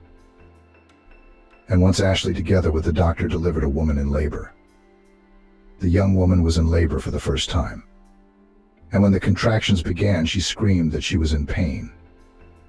Ashley considered the future mommy hysterical, and the words of the doctor made remarks to her, and after the birth wrote a report to the chief doctor. Jackson Michael familiarized himself with the document and called Ashley to his office. As soon as the woman entered, the master of the office seriously said, "This can't go on any longer. If before everyone wanted you to assist in childbirth, but now women in labor, just hearing your name, frightened. Maybe you should go to the sea with your husband, get away for a while. I understand your grief that you lost a child, but our patients are not to blame. Let's find some common ground, otherwise we'll go our separate ways, even though you're an excellent midwife. Now, I want an answer from you. I'm going to reconsider how I treat my patients. I'm sorry, it won't happen again." I've heard that before. Ashley, why don't you give me one last chance? Okay? You might want to think about taking a vacation. A change of scenery for a while is good for a person, especially in your situation. Ashley came home in a gloomy mood. She went into the kitchen to make dinner, but immediately changed her mind and went into the living room, where she turned on the TV. The woman didn't watch the program at all. She was thinking about how to continue going to work. Ashley was distracted from her thoughts by her husband, who sat down next to her and said affectionately, "How was your workday? A lot of women gave birth today? Why are you interested? Honey, what's the matter with you? Actually, I've always been interested in that. Then from now on, stop doing it. How I'm sick of everything. How I'm sick of everything," said the wife nervously. Ben frowned after his wife's words and then said firmly, "Tell me what happened at work." Ashley didn't talk herself into it twice, but honestly recounted the conversation with the head doctor. Ben was silent for a long time after his wife's narration, and then asked why she had developed a dislike for laboring women. Ashley thought for a moment, and then, looking her husband in the eye, confessed, "You know, I look at their happy faces when they're presented with a baby, and it's like I get an electric shock inside. And it's because they're moms. And I'm never going to get to experience that. It's moments like that when it's like I'm possessed. I can't help it. In that case, should you quit this job? You can't force yourself to do something you don't want to do. I get the impression that you've grown to hate being a midwife and find no outlet in this job." "What do you mean quit? Do you want me to sit in 4 walls and slowly go insane?" "I'm not suggesting you sit at home. You could get a job as a clerk in a small store. I think you'll be able to balance your debit and credit. Or maybe we should really go on vacation somewhere in the country, take a tent, fishing rods, and spend a week in solitude. And then think about changing jobs." "Okay, let's do that, honey." Soon the couple went on vacation to Ben's father's house in the country. The couple had a great time. They often went to nature, where they fished in the lake. All right, go ahead, Taylor Grivna. You'll be running an even higher fever by the time you get home to your daughter. Just as Ashley escorted the woman out, a nurse announced that there were 2 women in labor. Ashley sighed to herself and hurried into the exam room. There was one middle-aged woman in there who had been brought in by ambulance. Ashley began to ask the patient questions in a businesslike manner. Just then, the head doctor entered the room and addressed the midwife. This is going to be fun today. You're taking care of this woman, and I'm about to have a difficult labor. Ashley sighed sorrowfully and hurried to examine the woman. As soon as she saw the patient's chart, she immediately shuddered in displeasure. The woman in labor, Rachel Lionel, was 58 years old. After all the necessary procedures, the woman in labor was taken to the labor room. Ashley was clearly giving commands as to how the patient should proceed.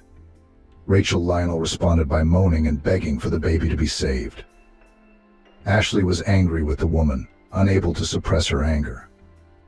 And when the woman in labor moaned again, the midwife said angrily, "You're crazy.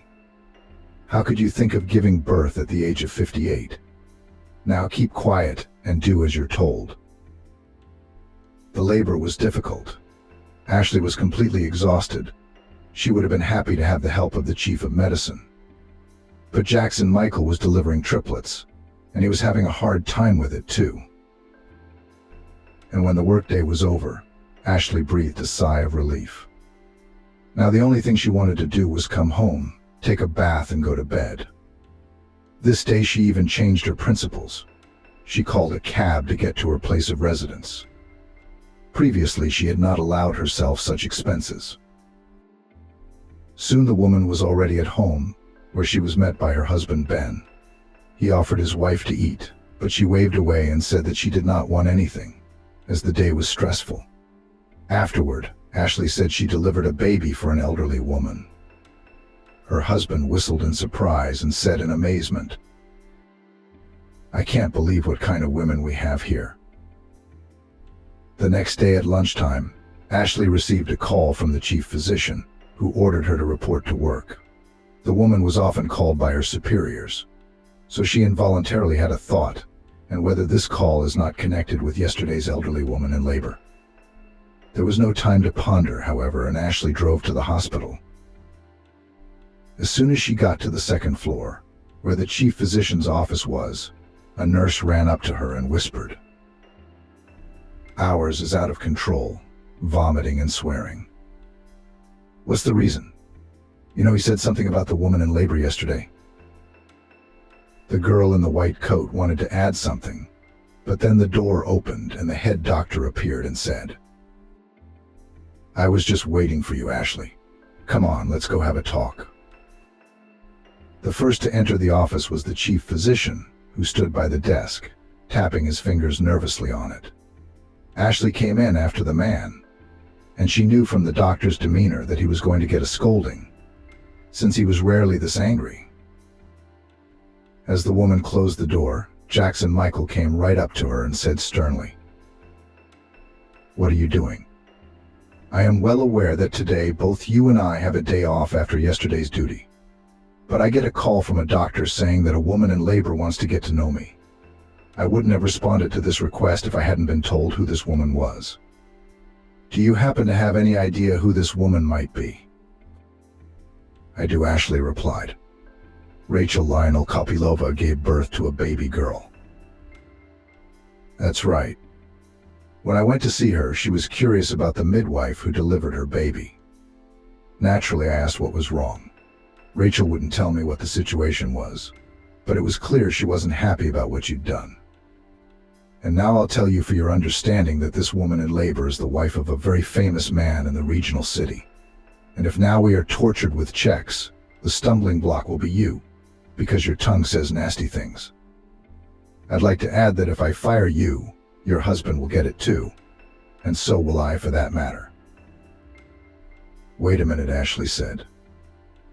"If this lady is the wife of a respectable man, why did she come here to give birth?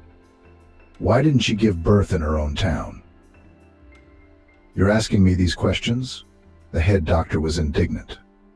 You don't understand the seriousness of the situation. I'm not interested in why Rachel ended up in our hospital. Ashley was more concerned with the aftermath of her shift. She wasn't going to rant about it. You go on your knees and beg for forgiveness, birthing girl. Basically do whatever it takes to earn her favor.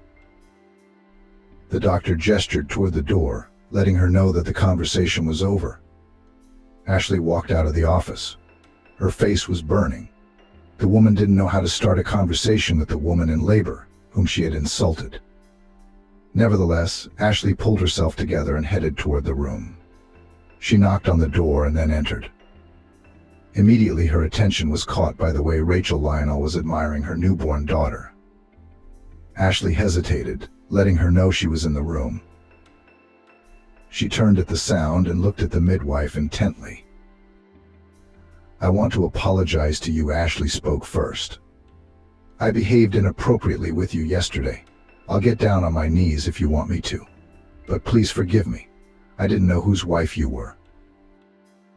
Don't clean it. Are you saying that if I were the wife of a locksmith or a janitor, you wouldn't feel guilty about talking to a woman in labor like that? Rachel Lionel said sternly and looked reproachfully at the midwife. Ashley at that moment was ready to fall to the ground in shame, because she realized that she had said something stupid. But she answered nonetheless. I wouldn't feel guilty. Well, thank you for your honest answer. If you lied now, I'd lose the last shred of respect for you. Now tell me, why are you so rude to women in labor? Don't deny it, since I've been doing a little checking up on you around here. Ashley looked at Rachel with a sad look, and then tears ran down her cheeks. The midwife, without knowing why, told this woman how she had lost her baby, that the perpetrator had gotten off scot-free after the hit and run, and told her that she dreamed of becoming a mom, but it wasn't happening. Therefore, when women of advanced age give birth, she is filled with anger and envy. Rachel listened attentively to the interlocutor. Then she smiled sadly. She invited the midwife to sit down next to her, then took her hand and asked her to stop crying. Ashley wiped her tears away with the palm of her hand. While smearing mascara on her face, Rachel immediately held out a damp washcloth with the words, "Are you now, like a lost sheep, aware of our fate? Related. At one time I couldn't get pregnant for a long time either. And when it did happen, it was a miracle for me and my husband. My husband at that time was still a small official in the administration. And then my son grew up and against parental will, after serving in the army, went to the hot spot. My husband and I hoped that the trouble would pass us by. However, the miracle did not happen. Our boy died. We could not recover from this tragedy for a long time. But as they say, time heals. My husband moved up the career ladder, and that's when I had the idea that I could still have a child. I was examined in many clinics, but the doctors were throwing up their hands. And then came the decision to do IVF. My husband and I consulted. He is 7 years younger than me, and we came to a mutual agreement that we could take a risk. And the risk justified our expectations. We have a daughter. The main thing is that our health should be good." Ashley sat in silence after Rachel's story. The woman's story had touched something in her soul. Meanwhile, Jackson Michael paced nervously around the office, wondering if Ashley had made amends, and unable to bear it, the man strode into the room, where he saw a peaceful conversation between the women, who smiled at each other. The chief physician came out in bewilderment. The only thing he realized was that the conflict was over. Meanwhile, Ashley smiled embarrassedly and asked the question she had been wondering about the late pregnancy. "It's understandable. I'm happy for you, but I just don't understand why you came to give birth in a provincial town." "I didn't really want to come here," Rachel answered Lionel. But immediately, becoming serious, she continued. "My husband went on a business trip to New York. I was against this trip, but my husband is still an enthusiast, likes to be in the know. My spouse was away for 2 days and should have been back by now. Then I got the call that he had a heart attack. I could not stay at home and drove myself by car to that city. However, the nervousness had taken its toll. I felt the baby wanted to be born. So your town came up. Too much. Andrew was in a lot of pain. Emily's pain faded into the background. She was scared out of her mind. 3 weeks passed, but Andrew still couldn't recover. He couldn't eat. He felt like he was the reason William had left the family. Andrew, it's not your fault, his mother tried to convince him. It's just that your father betrayed you and me. Then I didn't listen to him. I went to play with those boys, the son cried. They were smoking. Dad found out and thought I smoked with him. He didn't forgive me. He didn't love me after that. Emily clutched her head. Andrew felt so much guilt that there seemed to be no way out of it. A month passed and Emily decided to file for divorce after all. She had gained some moral strength. William knew about it right away. He got in his car, headed for his mother-in-law and father-in-law's house. He didn't know what to do next. On the one hand, he loved Emily and his son. The latter was very dear to him, but everything in their lives had become monotonous. He wanted new impressions. He began to feel that he was getting old. Perhaps that's what drove him to adventure. Irene Alexis, Gregory Myron, his son-in-law, lowered his head. I ask you to speak to me. The father-in-law looked at him angrily. He would have loved to punch him in the face. But Irene Alexis was a mother herself. She was worried about both Emily and Andrew. Billy, she sighed. Do you realize the pain you've caused them? But what were you missing? I don't know, he shrugged. I want to apologize to Emily. I love her. I want to go back to them. I seriously doubt she'll take you back. My mother-in-law said with annoyance in her voice. But what were you thinking? You've got a mistress under your nose. But you will come back. And how will you live? Emily will see the tank all the time. We'll leave here. Suddenly declared son-in-law. There won't be any tank there. Where to? My father-in-law entered the conversation. Do you think the rumor about you will not reach there? He scolded. Anyway, Emily's parents promised to talk to her. Naturally, she didn't want to hear about her husband's return. Mom, don't tell me anything about him, she said angrily. I hate him. I'll divorce him. Emily, listen to me. Irene Alexis tried to look at the problem from every angle. I don't care what you decide. But I'm asking you to think about Andrew. The child is suffering. And it was true. Emily burst into tears. Her heart couldn't bear the sadness of her son. He thought of his father all the time, and the fact that William hadn't shown up all this time made it worse. And then the day came when Andrew didn't come home from school. When Emily was on duty, his grandfather would pick him up. But the woman's father reported that Andrew didn't show up today. Emily called in a substitute to cover her shift. Of course, there was nothing the police could do. So they searched for Andrew on their own. Billy, Irene said excitedly to Alexis. Andrew's missing. Has he come to see you? No, he said worriedly. I'll be right over, he promised and got into the car. As much as Emily felt bad, she didn't say anything. Everyone started looking for Andrew. They found him at one of the playgrounds.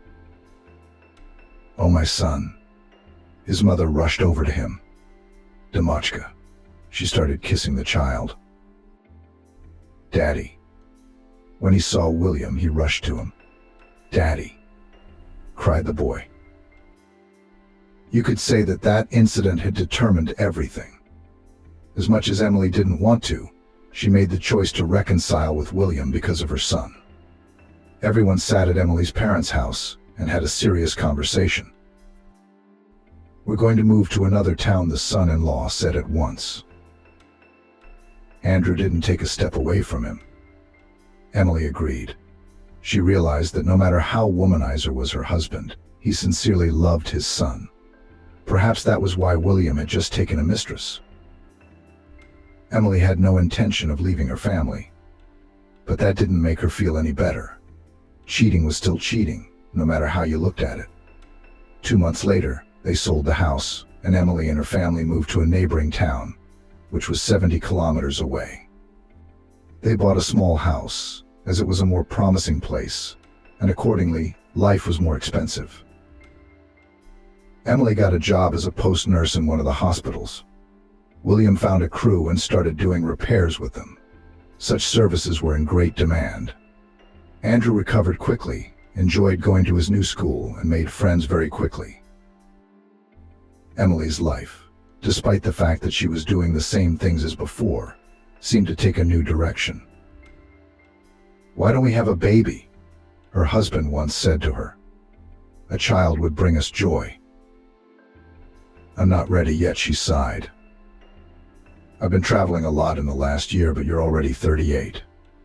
Where else can I put it off?" He objected. "And I'm not getting any younger either. I'm already 42. You can't say Emily got married late. She was 25. It's just that her job was stressful, so you can't get pregnant right away. "Let's revisit this conversation in 6 months," the wife asked. Still, Emily had her doubts. She kept thinking that the day would come when William would cheat on her again. "There won't be any more cheating," she assured herself. "We're fine. Why should our past determine our future?" But no matter how much she set herself up for the best, her intuition told her that something was bound to happen in her life. Maybe that was the real reason Emily didn't want a second child. It was May. Emily and her family had already been living in the new place for 8 months. Everyone had gotten used to it and had no idea how they had lived in their hometown a year ago. Andrew had grown up. He had already turned 11. The boys in the new school were more advanced. The boy had somehow grown up quickly. He was very seriously interested in modeling. He and 2 of his friends went to a children's club where they built various ships and scale. "Very beautiful," praised Andrew's mother. "Son, how do you have the patience?" She laughed. "I would not be able to sit for hours and collect it all by crumbs." "You know, how interesting," Andrew said proudly. "We're going to exhibit in a competition." It wasn't that Andrew had grown cold to his father, but it was noticeable that he was now more interested in his friends than in his father. They still talked occasionally, especially when it came to their son's hobbies. But Emily could see that they had not become friends, and William was very tired. Sometimes there were urgent works, so that he could not even spend the night at home. And so Emily's life flowed in a new direction, and a few words about her work. In principle, the team was nothing. Emily immediately made a friend from the children's ward. The only one. The head therapist was a cold man. He even seemed stiff from the outside. And since Emily worked in his department, she still didn't understand how to communicate with him. Gregory Myron didn't seem to notice anyone. He was strict, but acted so professionally that without any doubt he could be called not only the best doctor of the hospital, but also of the whole region. Many, very many people bowed down to his talent, not that he admitted it. He paid no attention at all to rumors or anyone in his direction. He was constantly focused on his work. From the outside, it seemed that he could solve any task. There were enough instances where he alone was able to determine the true cause of an illness, and a man who was almost dying was discharged a month later. Gregory Myron didn't look like his usual self either. His hair was almost gray, but his face looked quite young. About 6 months later, Emily learned that he was only 47. It was Emily's shift when the doctor approached her. He looked concerned. "Emily," he said, "I need to pick you up for about an hour. I'll get Annie to keep an eye on the post. We're going to see a patient in 20 minutes. Be ready." Emily nodded. She rushed to Annie's procedure nurse. She informed her that the doctor had already spoken to her. "Annie, do you know what happened in there?" Emily asked. He said it was a bad case, Annie replied. There's an old woman. She's been in and out of the hospital a few times. Apparently she's gotten worse again. She has a son who keeps asking to be treated at home. And there's no room right now. I think that's why he's coming himself. Exactly 20 minutes later, the doctor came to pick Emily up and they headed to the address. Isaac Alexander was focused and silent. Emily was sometimes even afraid of his presence. He seemed sensual. So they reached the patient without a word. The doctor got out and headed for the entrance. The nurse hurried after him. The woman moaned. Emily's heart clenched. Isaac Alexander examined her and hesitated for a few moments. Emily, take blood, urine, he said coldly. I'll take a sample of the vomit myself. Isaac Alexander told the woman's son that he would call him in 2 days, and they would decide what to do. The doctor and the nurse went downstairs and got into his car. Isaac Alexander often drove his vehicle out on work-related errands, and Emily had never heard him ask his superiors for compensation. I think it's something autoimmune, the doctor whispered. Emily flinched in surprise. I think it's something masquerading as another disease, he continued. How is that possible? Don't the tests tell us what the real cause is? You can do all the possible tests, ultrasounds and CT scans, and still not see the real cause, Isaac Alexander replied. You see, we still don't know how the immune system works. We have only a superficial idea, like a small iceberg on the surface of the ocean. And a huge block hidden underwater. Too many factors affect this process. She has no serious diseases, no cancer. But she's falling apart before our eyes. What's happening to her? There's no answer. It's like something triggers and everything goes to hell. Then she goes into remission and everything's more or less fine. What are you going to do with her? Emily asked with interest. Are you going to put her in the hospital? First we'll look at the tests, said Isaac Alexander. He stopped talking. They drove the rest of the way in silence, and Emily didn't ask any more questions. The workday continued, and she forgot about her morning commute. The night passed quietly, the May air putting her in a good mood. Emily lay on the couch and thought about her family. Maybe he's right, a thought popped into her head. Having a girl will strengthen our family. Yeah, I'm getting sick of medicine. Emily felt herself tanning. For years she had been responsible in her work, but the fatigue was building up. She and William didn't have the opportunity to go anywhere on vacation. They were making a little more money, but living in the city meant more expenses. Andrew went to sports and a modeling class, which also required money. Will we be able to afford all this if we have a daughter, she wondered. Morning came. Emily cheered up. A couple more hours and she would be going home. She got up and went about her duties. The ward was quiet and she began filling out the many logs. It was almost 8 o'clock when Emily got ready to go home. Another nurse had come to take over her shift, and Emily told her what had happened in the meantime. There were 3 post-nurses on the ward who were constantly changing. One of them was a very quiet woman. Lila was in her 50s and she usually didn't get involved in anything. But Amber, who came in now, was noted for her talkativeness and tendency to gossip. Closely, Amber jumped up to her.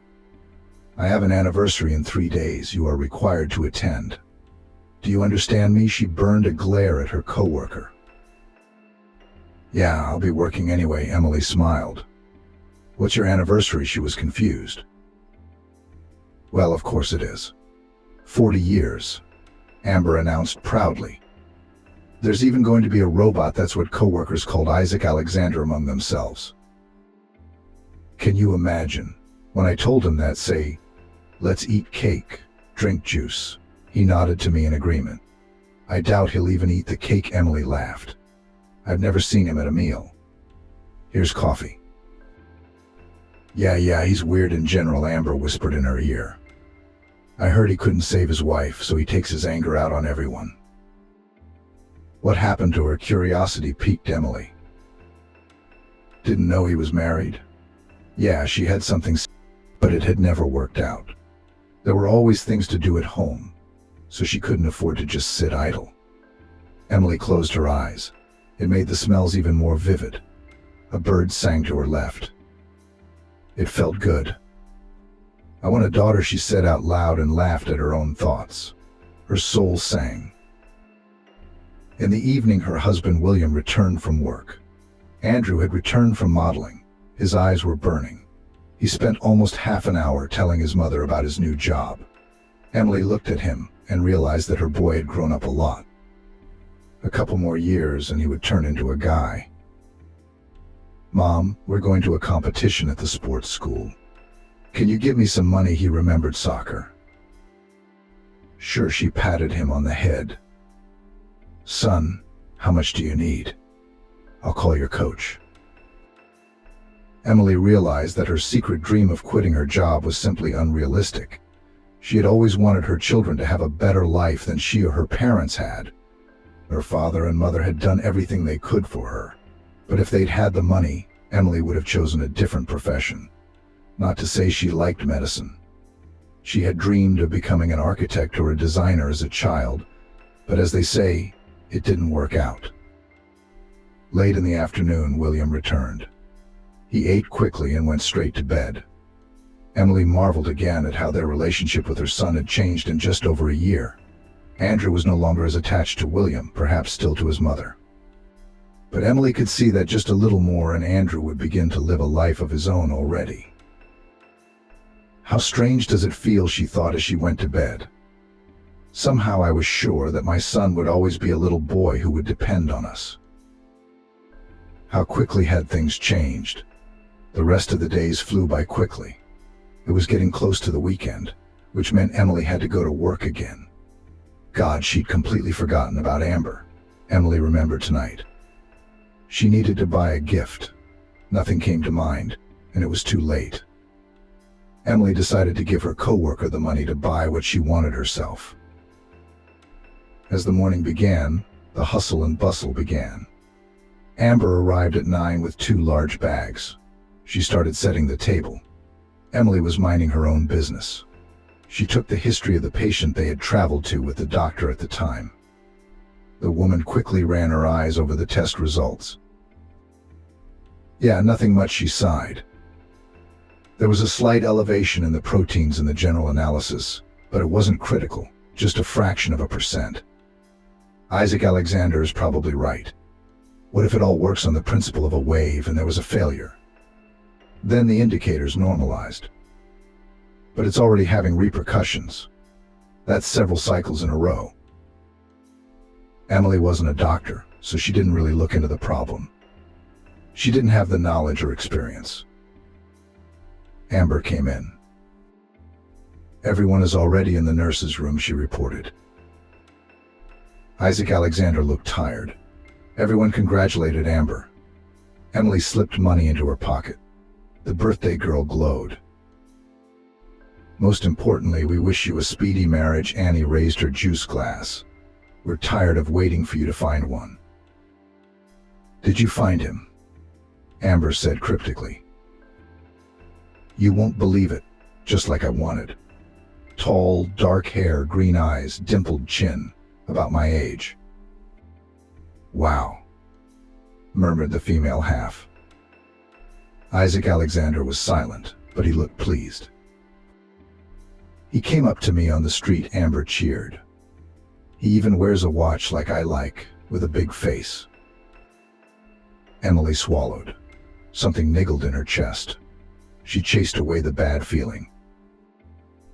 And my favorite name is William, Amber declared. Soon we'll be together, and I'll finally wear my wedding ring. The co-workers sat for half an hour, needing to return to their posts. Emily was pale. She didn't fully realize why she felt so heavy. The nurse walked over to her colleague, pretending to help her clear her desk. Amber, I'm so happy for you, Emily said. I hope your prince isn't married. He's in the process of getting a divorce, she said happily. Billy was unlucky with his wife, so it's her own fault she left him. Does he have children?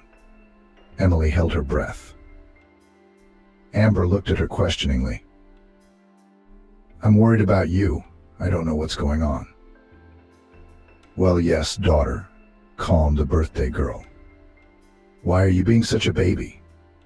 I'm not completely stupid. I know what I'm doing. Yes, Emily smiled wryly. Once again, I wish you well. Emily returned home the next day, but she still had her doubts. She could hardly wait until evening. It was about 11 p.m. when her husband returned. Hi, she went up to him. William, we hardly see each other. She lowered her eyes. Emily, what do you want? It's a big city. You can't just live here. You've got to make it work, he smiled.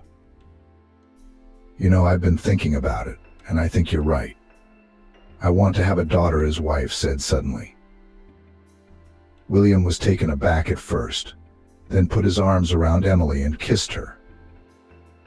I'm glad you said yes, he said in a pleased tone. It will be good for both of us. Emily calmed down that evening, falling asleep in her husband's loving arms. She didn't want to think about Amber or her fiancé anymore.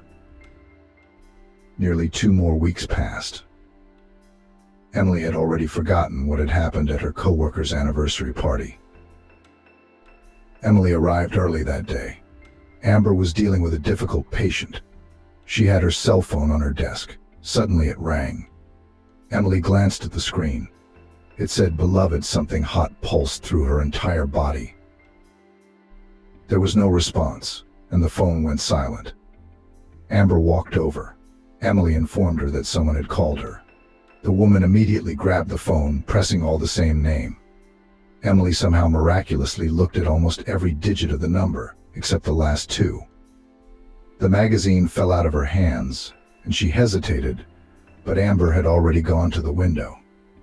In a soft voice, she was telling her lover something. Emily sat down at the table. Everything in her head was upside down. For her, it was a matter of life and death and 2 numbers. God, was that really pounding in her temples? Emily quickly grabbed her phone, called her husband. The phone was busy. Her heart nearly jumped out.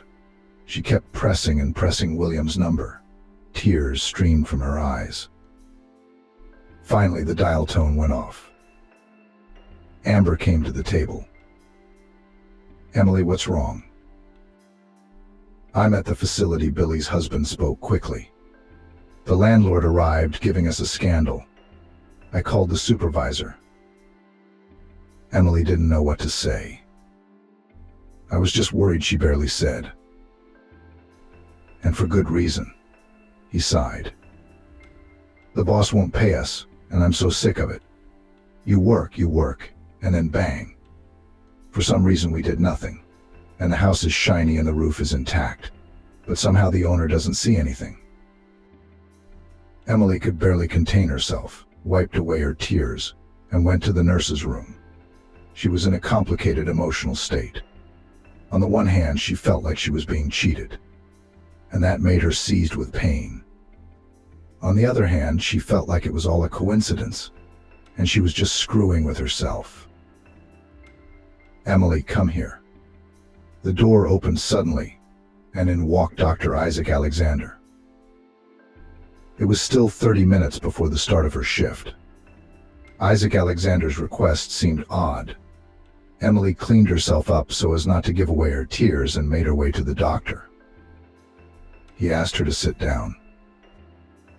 I'm going on a business trip, he said seriously, and I need an assistant. I've already made arrangements with the head doctor. Tell me, what about your family?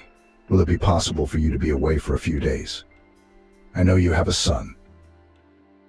Yes, Andrew is 11 now, the nurse replied, stammering. He's independent. He mostly gets himself home from his training and club. In all her years at the hospital, this was the first time she'd ever been sent on a business trip. All right then, Lily will be out tomorrow, Isaac informed Alexander. and I'll pick you up at 8. Be ready." Emily sat back in her chair, but the doctor was already immersed in his work. The nurse had left. "Why me?" she whispered. "Wouldn't Amber be more suitable? She didn't have a family." It wasn't that Emily didn't want to go, but the whole thing seemed odd. Isaac Alexander never complimented her, and he never spoke to her except on business. Lily arrived in the evening, replacing Emily at the doctor's request. Now the nurses had to work together for a few days in 3 houses. Emily's husband couldn't believe his eyes. "What happened?" he asked. "I'm going on a business trip tomorrow," she said. "For 3 days. Billy, please take Andrew. He gets off much earlier than I do. It gets dark outside at 8 and he's home by half." "Mom, don't worry about me." Her son came up to her. "I'm not a little kid anymore." Yeah, she patted him on the head. "Andrew, you can already say that you are a man." "Have you sorted things out at work?" Billy asked. "Did you get paid?" "Yeah, our foreman came by with some guys. Anyway, they worked it out," he said. "Do you know what a drag this is? Last month we didn't get paid for the repairs, which is almost $25,000 each." Emily hadn't thought much about it, but now she saw that almost every month someone would underpay or deliberately lower the price. All in all, William's job was precarious. Emily sighed. In the morning, a car pulled up at 8 sharp. She grabbed her bag, headed to the doctor's office. He greeted her coldly. "Where are we going?" She couldn't help herself. "It's the first time I'm going on a business trip to a village," he replied calmly. "We will spend the night at my relative's house. The residents have recently had serious kidney problems, and the region has asked me to take a look. Will you help me take tests, give injections?" What could it be, Emily wondered. Some kind of waste being dumped. "That's the thing, there aren't any businesses there," Isaac Alexander replied. "They sent me an ultrasound. His kidneys are in a deplorable state, even to the point of kidney failure. The hospital in the municipal center is already overcrowded. I'm looking at those who are at home now. The local paramedic can't cope. We'll take the blood and urine to the lab this afternoon." Emily realized they had a tough job ahead of them. It was about the critically ill. At almost 11 o'clock, they pulled into the village. It was like a ghost. The streets were empty. Isaac Alexander stopped near one house and entered himself. After a while, he called out to Emily as well. "The master's in the hospital now," he said. "He knows I'll be with you for a few days at his place. Don't be afraid." The medical staff quickly dropped their belongings and began to go door to door. The pain and suffering made Emily's blood boil in her veins. Many lay half asleep. The paramedic was giving them painkillers, as there was nothing else he could do. Emily saw Isaac Alexander coldly examining one patient after another. She took blood and urine for analysis and placed them in special containers. "Now into town," the doctor commanded. "We were promised emergency tests. We don't have much time." "What do you think? Did you find something?" Emily looked at him with interest. "Isaac Alexander, is this some kind of epidemic?" "No, I think it's something in the water," he replied. "I've already collected 5 samples from the wells. We'll stop at the river and the lake on the way now. We'll have to take a look." They quickly took all the necessary things and drove into town. The doctor was silent. He was thinking hard about something. "It looks like oil," the doctor's voice finally broke the silence. "The toxic effect of heavy metals. If there aren't any factories around here, then what is it?" Emily hesitated. "You know, the best way is to walk around the village with a metal detector. And everything will fall into place at once," the doctor sighed. "Some idiot buried some heavy metal residue somewhere. God knows what he did with them. But if we're talking about some kind of manufacturing, it's very possible." But how? I mean, they check cars at checkpoints. How could they smuggle this stuff in?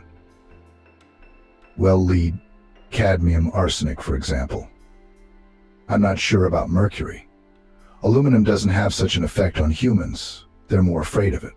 But the others, it's enough to lose 5 or 10 pounds somewhere near the source. And they didn't do it now. Maybe 6 months ago. It's just that now it's all gone into the groundwater and it's coming out of the wells. The car stopped outside the local hospital. Emily realized they'd come to the next town over. This whole situation was freaking her out. Isaac Alexander took all the biological material to the laboratory and started talking to the head doctor. And Emily stood aside and thought about her own. Until almost 3 o'clock, the doctor was busy examining the injured patients. Unfortunately, 3 had already died. The kidneys were too seriously damaged. In addition, the small town hospital did not have expensive medicines. It was almost 8 when Isaac Alexander approached Emily again. She, too, helped him from time to time. "We're going home," he said. "We'll stop at some store on the way. Get something for dinner," the doctor offered tiredly. "Unfortunately, my relative hasn't gotten any better. All we can do is wait." "Emily, did you have to travel so much during the day that you couldn't even talk?" Isaac Alexander himself went to the store, bought food and water. Back in his college days, he made scrambled eggs in the kitchen. "Although you could say, nothing has changed in my life since those times. I'm not a foodie at all. I don't have enough time for that." "I'm not much of a cook either," Emily smiled, "although my family status obliges me to." "But family is always a support," replied Isaac Alexander. "I can't say that I don't like loneliness," but sometimes he fell silent. "I heard that your wife died," Emily ventured. "I'm sorry." "Well, that was a long time ago," he sighed. "Besides, I'm so caught up in my work that I try not to think about it. Well, let's drink tea and go to bed. Tomorrow is not going to be an easy day. Perhaps we'll be able to get some results." Emily cleared the table. Isaac Alexander showed her the room to make her own bed in the next room.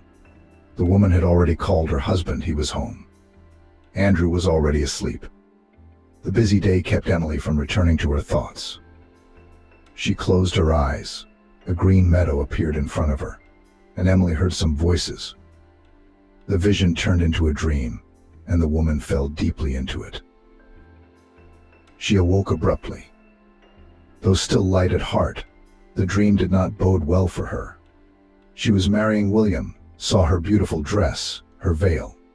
"Something will happen," she muttered, and she heard the door creak open. But something was catching. The doctor was already up, putting the kettle on in the kitchen. Emily came to her senses, and having changed her clothes, left the room.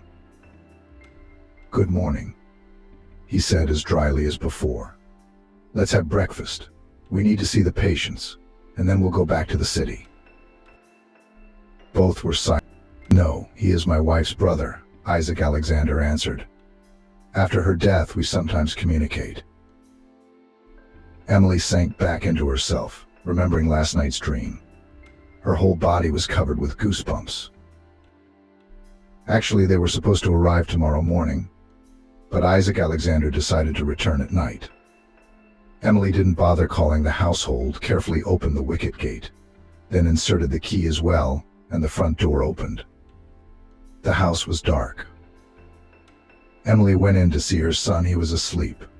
She headed to her room, and William was gone. Her wife walked to the hall, but he was absent there as well. She walked toward the garage. William always drove the car in for the night, and to her amazement, the car wasn't there either. Emily felt dizzy and dialed William. He didn't answer. It was 2 on the clock.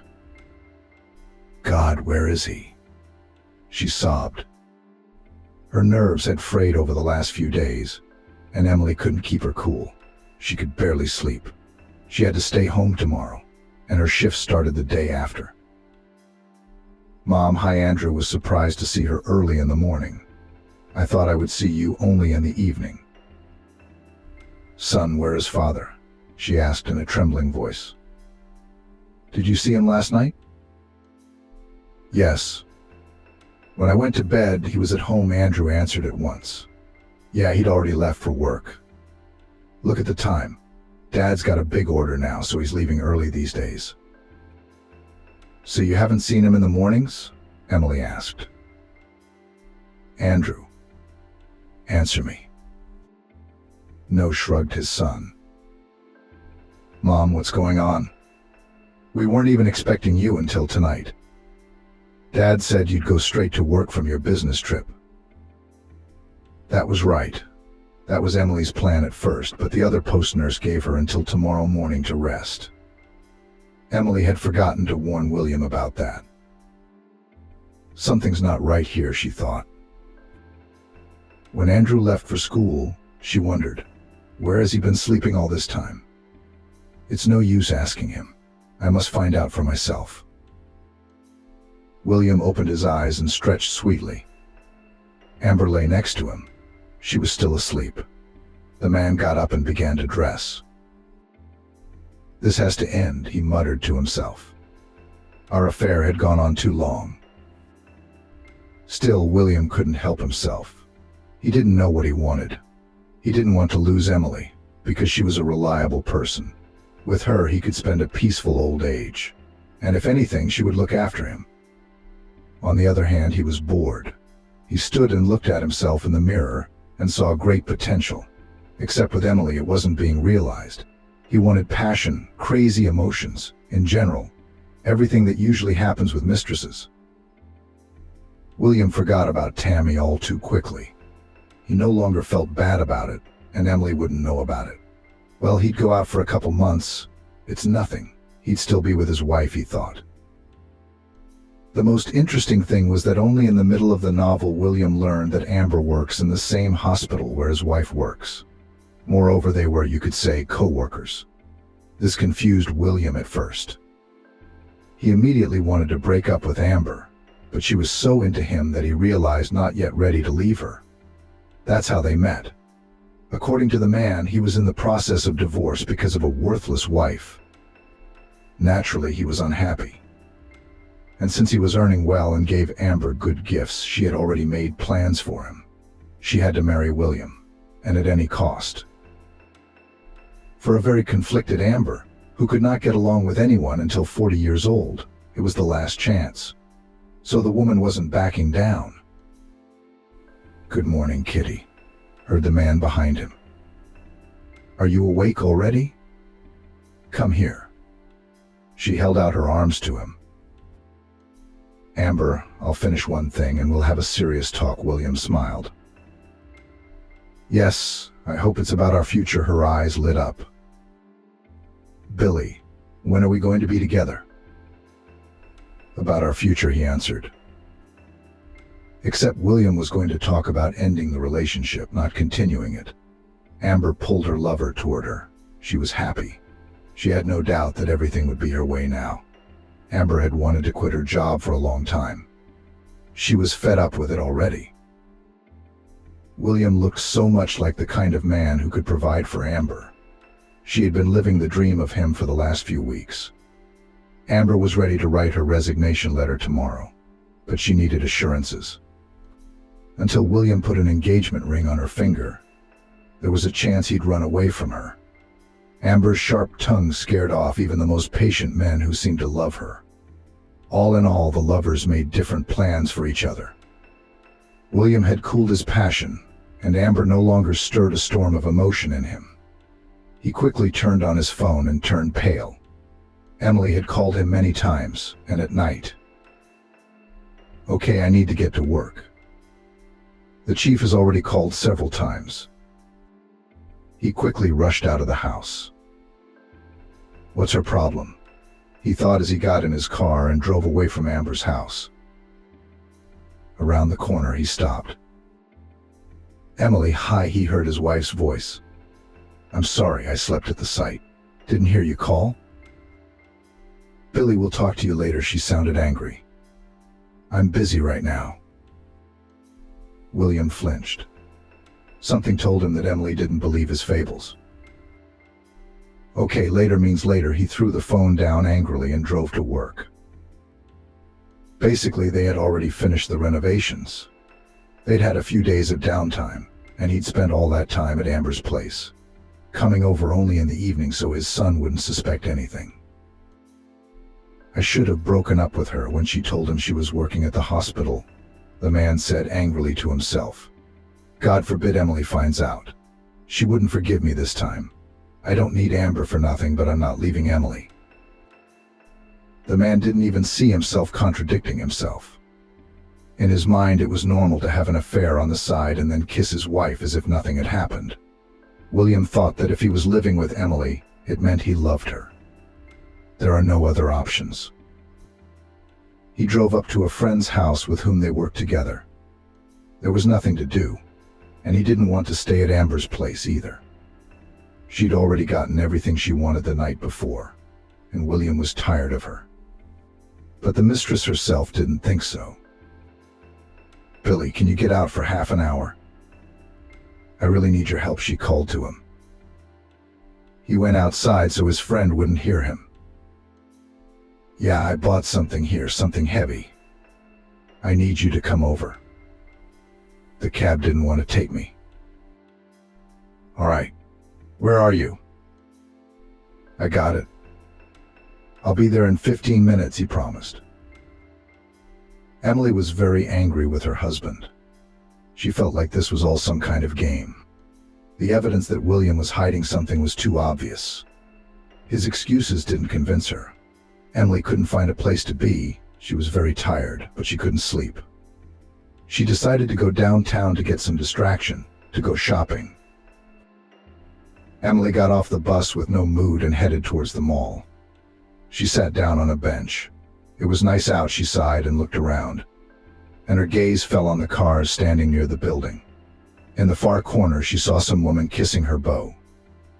Emily looked closely, but didn't see anything unusual. The lovers were too far away to see them in detail. But a car pulled away, and suddenly Emily saw that it was their passenger car. She had no doubt about it. Cab. She ran up to the car with the checkered license plate. Please follow that blue Lada, just so they don't see us. We're in pursuit, laughed the cabbie. I hope there won't be a shootout. No, Emily said angrily. I don't have a gun. I don't carry them in public. The man froze in his seat. He didn't really like the passenger's joke, and they drove for about 20 minutes. William turned down a street. The cabbie followed him. The car stopped and Amber got out. The cab drove past. Emily tried to hide so she wouldn't be seen and saw her husband pulling something heavy out. It was a struggle for the woman to get home. She was torn by unbearable pain. She was alone, screaming for relief. At first she wanted to call her husband and tell him everything, but then she pulled herself together and wrote a message to her son that she would go to work today. She arrived at the hospital that night, asked her shift worker to go home. Emily, what are you doing here? Her lips quivered. I'm fine. I thought I'd let Lily rest. I'll be on duty tonight. Can't you, Alexander?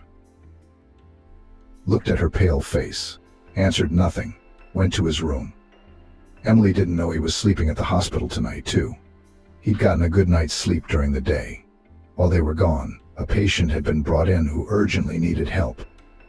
He had to be under constant observation for at least a couple days. It was almost 1 o'clock in the morning. Emily sat in the nurse's room, crying. She didn't want to live, even though all of this was obvious. Emily didn't think she couldn't live through it this time. I'm sorry, Andrew, she whispered. Son, but I can't go on like this.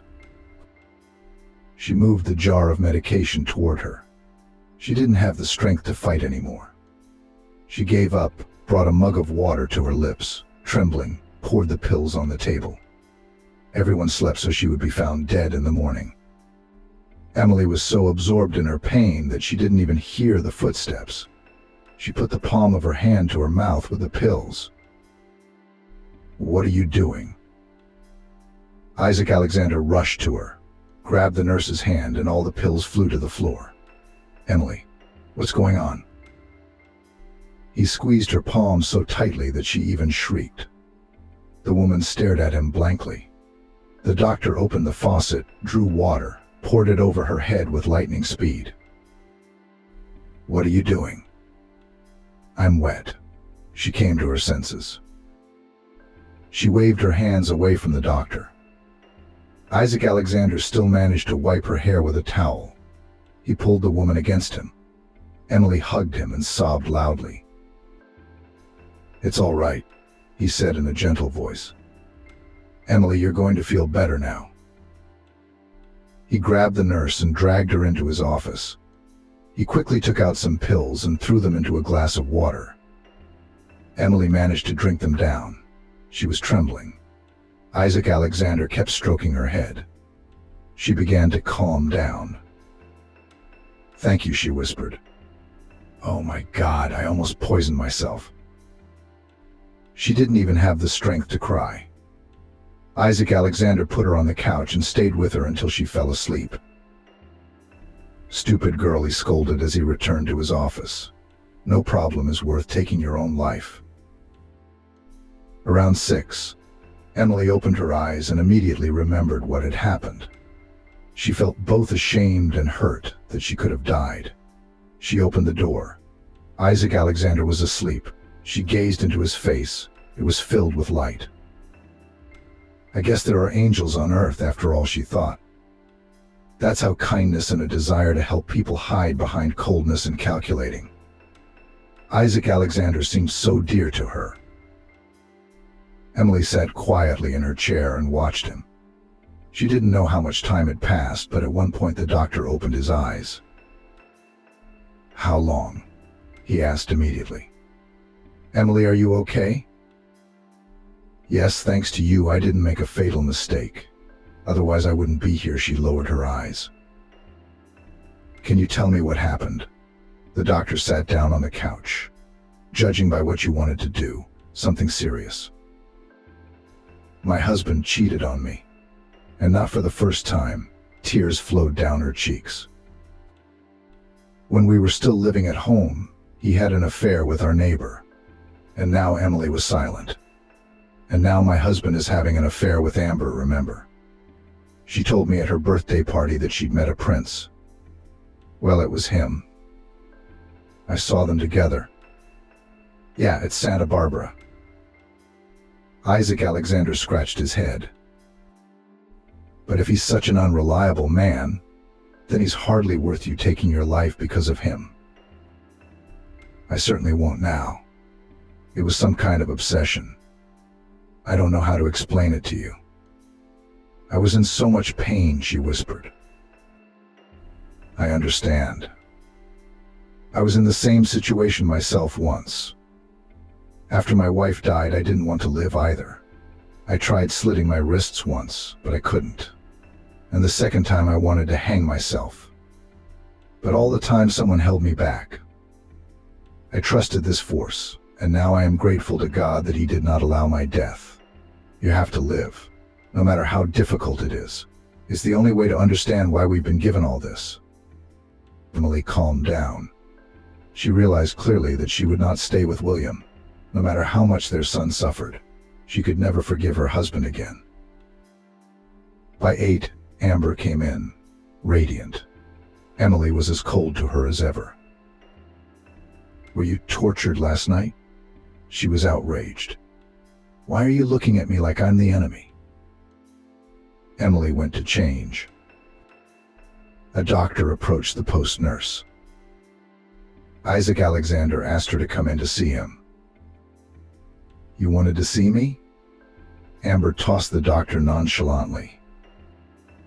"I see Semyonov hasn't gotten any better." "Yes, but this isn't about him," the doctor replied calmly. "Amber, I'd like us to have a private conversation." The nurse jumped. The first thing that came to her mind was that Isaac Alexander would be imposing on her as a fiancé. "Amber, a bad situation has come up," he began. and I don't even know how to tell you about it." "What is it?" the woman exclaimed impatiently. "If you want to ask me out, I'm sorry, I'm busy." "That's exactly what this is about. Amber, are you going to marry someone else's husband?" Isaac Alexander's cheekbones flared. "I don't know how this mistake happened, but your fiancé is Emily's husband. She saw you outside the mall yesterday. She followed you in a cab to your house. Her husband gave you a ride," Isaac Alexander pointed out. What a load of crap. Amber jumped out of his office and started calling her lover. "Billy, answer quickly." "Your wife, Emily." William disconnected immediately. Amber tried calling him many more times, but he blocked her number. Emily had already gone home, so she couldn't talk to her in person. William realized he was busted. Angry at himself, but he had to get out of it somehow. The best option was to disappear out of sight for a few days for now to figure something out. Amber dialed up her rival. She was insanely angry. Except the woman didn't realize that Emily had nothing to do with it at all. "You stupid fool." She yelled into the phone. "Why are you slandering me? Are you trying to make me look bad? You're having an affair with Billy and you want to get rid of witnesses." "Amber, what are you talking about?" Emily tried to talk to her calmly. "Are you the one going out with my husband? I didn't interfere with your family." "You're lying," Amber screamed. "Are you sleeping with that asshole? I saw you. Remember?" She whirled her hands in front of her face. "I'm not to be trifled with. Is it your fault that Billy cheated on you? I know what was really going on between you two. He told me everything. The other guy would have kicked you out of the house a long time ago." She was yelling really loud on purpose. "What did he tell you?" Emily asked with her arms crossed over her chest. "Did he catch me with a man?" "That too," Amber said angrily. "I can see why you got your hands on that robot. Billy told me how you were having an affair with the guy in charge at your house. He wouldn't leave you for your son." The whole hospital was buzzing about Emily sleeping with Isaac Alexander. Naturally, Amber did it deliberately to cover her dirty deeds. Now, there were few people who believed Emily's words, even if she did say that Amber had been out with William. Emily knocked on the door to the doctor's office, walked in and couldn't stand it, covered her face with her hand and sobbed. "Emily, what happened?" He came up to her. "Did your husband hurt you?" "No. Amber told everyone that you and I were lovers." "Can you believe it?" she sobbed. "What the hell is that?" He swore. "She's confused about her connections. She can't see what's true and what isn't. And the worst thing is that everyone believes her." Emily looked at him with eyes full of tears. "Idiot." She asked for it. He left the office abruptly. "I'll cut her down." After lunch, the head doctor summoned Amber to his office. Isaac Alexander and Emily were already in the office. Amber Stevens, the chief, addressed her. "On what grounds did you decide that your co-workers were engaging in lewd behavior at work? Did you see it with your own eyes?" Amber really wanted to lie, but she felt the consequences would not be pleasant. "No," she said quietly, her eyes downcast and silent. The head doctor gave her a hard look. Unfortunately, he did something she had not expected. He paused. "You are fired," he said loudly. "Bring a statement, and I'll sign it." "Take it easy," the head doctor said.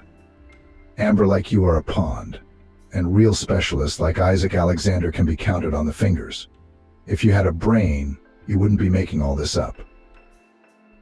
Amber walked out of the head doctor's office in crocodile tears, and her career was over. Her job didn't seem so bad now. Amber had gotten a small house from her first husband, so basically she'd settled into life pretty well. Now she had no money and no job. Emily thanked the doctor for his support and got to work. She decided not to wait any longer. Tomorrow morning she would try to find her husband. Isaac Alexander, let me use your phone to make a call, Emily asked the doctor before leaving. My husband doesn't take my calls. The doctor handed her the phone and left the office. Emily had a feeling William would answer it for her, since the call could have been from a potential client. Hello, the wife spoke quickly. I'm filing for divorce. There can be no talking. Your half of the house I'll buy out. Okay, I'll be there, William angrily replied and disconnected the phone. Emily drove home with only one question: where would she get the money for the house? Perhaps there was something her parents could do to help her. Maybe he would agree to match the alimony? The thought crossed her mind, though I'd even agree without them, just so he'd be out of my life. Before Emily could enter the house, William appeared on the doorstep. Andrew was already at school. Please don't be silly, Emily said immediately. Billy, we're adults. Everything has to be paid for. If you didn't understand anything after the first time, you'll never understand again. William didn't really engage in dialogue. He agreed to give up his share of the alimony. Basically, he was making good money. He packed some things and left. Emily was overjoyed. As she found out later, he'd moved in with Amber. The latter walked around with her head held high and said that she was right all along, but as soon as she got what she wanted, she started acting like she always had. That's why William never even got married. 6 months later, he packed up his things and left in an unknown direction. Amber had no choice but to badmouth him now. It wasn't like she could make a fool of herself. It was always someone else's fault in Amber's life. The relationship between Emily and Isaac Alexander, on the other hand, had become friendlier and warmer. Emily, come see me, the doctor called her one day. It's an emergency, he asked. Emily rushed over. The doctor was standing by the window, as he always did. He had a cup of coffee in his hands. It's my birthday today, he smiled. Would you like to keep me company? It's been so long since I've celebrated it. Do you want to take Andrew with you? And go where her eyes lit up. Isaac Alexander. I suggest someplace quiet. Andrew chatted with his father. To his mother's surprise, he'd gotten through the divorce easily. He was already going on 13. Young one, sit by yourself, the son replied to her invitation. You, on the other hand, Isaac Alexander will bring you. You won't be bored alone at home. She hugged him. Andrew, you're all grown up now, so I understand you two needing to babysit, he laughed. Ma, I like him. Nice uncle, nobody called him uncle for sure, laughed his mother. Okay, rest up. She ruffled her son's hair. That night was a new phase in the lives of both Emily and Isaac Alexander. 3 months later, they were married. And now Emily was taking care of him, keeping him from working so much. Of course, it was hard for Isaac Alexander to relax after so many years of hard work. But in their lives, there was another circumstance. Emily, almost 40, gave birth to his daughter. Isaac Alexander reduced the load at work to spend more time with his wife and children. They sold Emily's house and the doctor's parents' house, which was empty for many years. So they were able to travel a little and pamper the children. And they tried not to hurt themselves. Isaac Alexander was well paid for consultations in fee-based clinics. And Emily, as soon as her daughter grew up, returned to her home hospital.